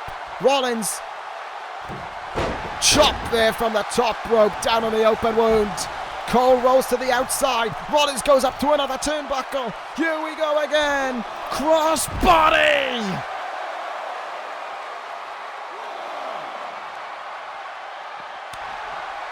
And what a crossbody it was as well. That was about a 10-foot leap from Rollins. Cole looks for a powerbomb. Rollins punches his way out of it. Fist right into that open wound. Kick right in the gut though. Kick right in the gut. And Cole will try again. He hoists Rollins up in the air. He knows he can't win by countout, but there's a lot of damage he could do out here. Into the apron.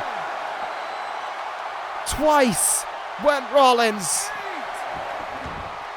And again they come back in the ring at the count of 8, but how much is left in Rollins this time around? Architect Annihilation. Again, Cole finds the counter to it. No. He'll look for number 3. Cole. Panama Sunrise. Is this it? Is this the moment? The rule of 3. Will the rule of 3 give Adam Cole the win he's craved? Oh my God. Rollins is alive in this one, and this crowd is glued to their seats. Cole can't believe that Rollins is still in it after that one, and I don't think a lot of people can, as the blood still sits on their head. There's an illustration of the war they've gone through. Oh, Rollins backs him up with that hit. Knee right in the face.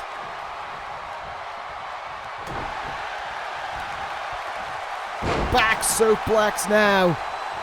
Rollins may very well see a grand chance in front of him. Back elbow. Cole goes down. Rollins firing up here. Fighting back. No, denied. Adam Cole still got something left in him. Big forearm in the face. Rollins sent off his feet. These two guys are now starting to turn this one into fisticuffs. They're starting to fight in the main event of WrestleMania. Side dropping brainbuster once again. Yes! Cole is hoping that he's done enough to win it. There's 2, and a kick out of 2 by Rollins. Cole, I think for a brief second, thought that he had him there. Good counter from Rollins. Good God, how much more can these guys give? I really have to question at this point. I just don't know. I just don't know how much these guys have left in the tank anymore. Rollins. Oh, wait a minute. I know what he seeks. Rollins. Superplex. Follows through. Falcon Arrow. Rollins knows what he seeks. And it's victory. To the top rope he goes. Phoenix Splash to retain the title. Adam Cole just barely got the shoulder up in time for 2. Rollins, a shake of the head there. I was in suspense of disbelief. I honestly thought it was over in that moment. Flying forearm there from Seth Rollins. Rollins might think curb stomp. Here. Might think an end to justify the means. Adam Cole stops him right in his tracks anyway. Cole is still alive. Reverse DDT quickly, and Rollins goes down. Cole might have had the Panama Sunrise in his mind, but I don't even know if he has it in him anymore to connect with it. But I honestly feel like if there's one more Panama Sunrise in this match, there's a new ECW champion. That's how close this contest is for Adam Cole. That's how close he is to kicking away the mantra that he's a choke artist. Rollins, Architect, Annihilation! Rollins covers Cole out of the blue. Oh my goodness. Adam Cole stays alive still. Rollins though stays right in the money.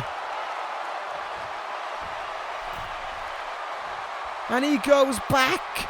He goes back to his signature closing offense. Superplex. Falcon Arrow again. No response from Cole to retain the title. Again, Adam Cole powers out at 2.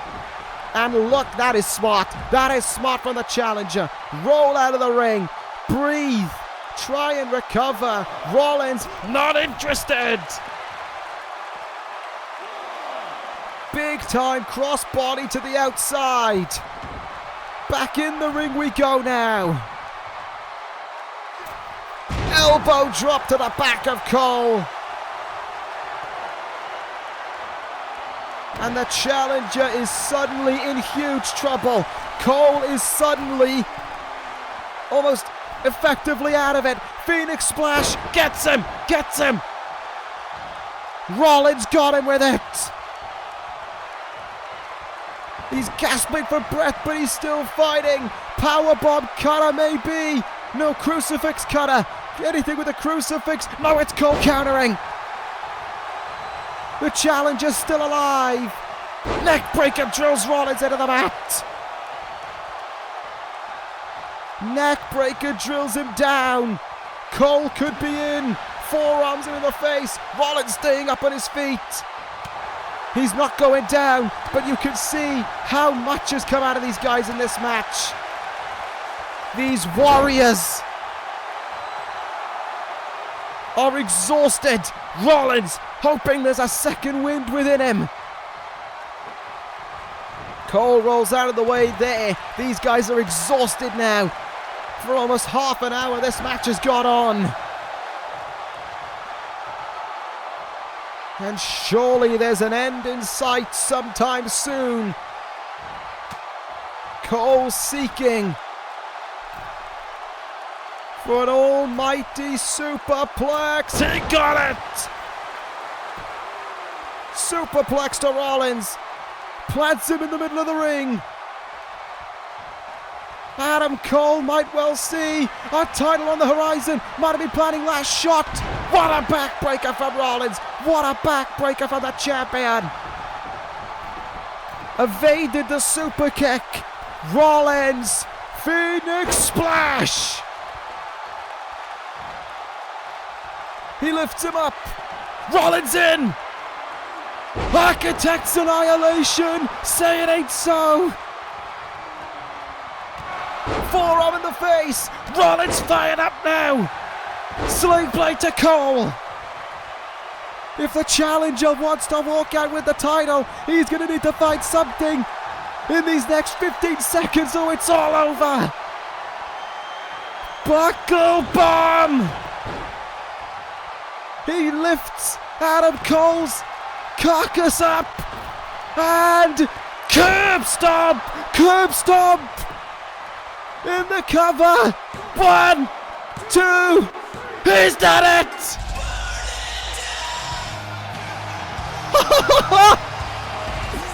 Yes! Rollins makes history. The first ever champion to legitimately defend their title in the main event of WrestleMania. Seth Rollins is still the ECW champion. The legacy continues. It'll roll on to 600 days. You talk about how WrestleMania is determined by its closing scenes. Well, that was the closing scene of a champion who never ever wanted to give in, who could never see himself losing this title. Seth Rollins does it. And from the biggest WrestleMania this universe has ever seen, the greatest superstar we've ever seen in the history of this business wins, and he is still the ECW champion. Long live Seth freaking Rollins!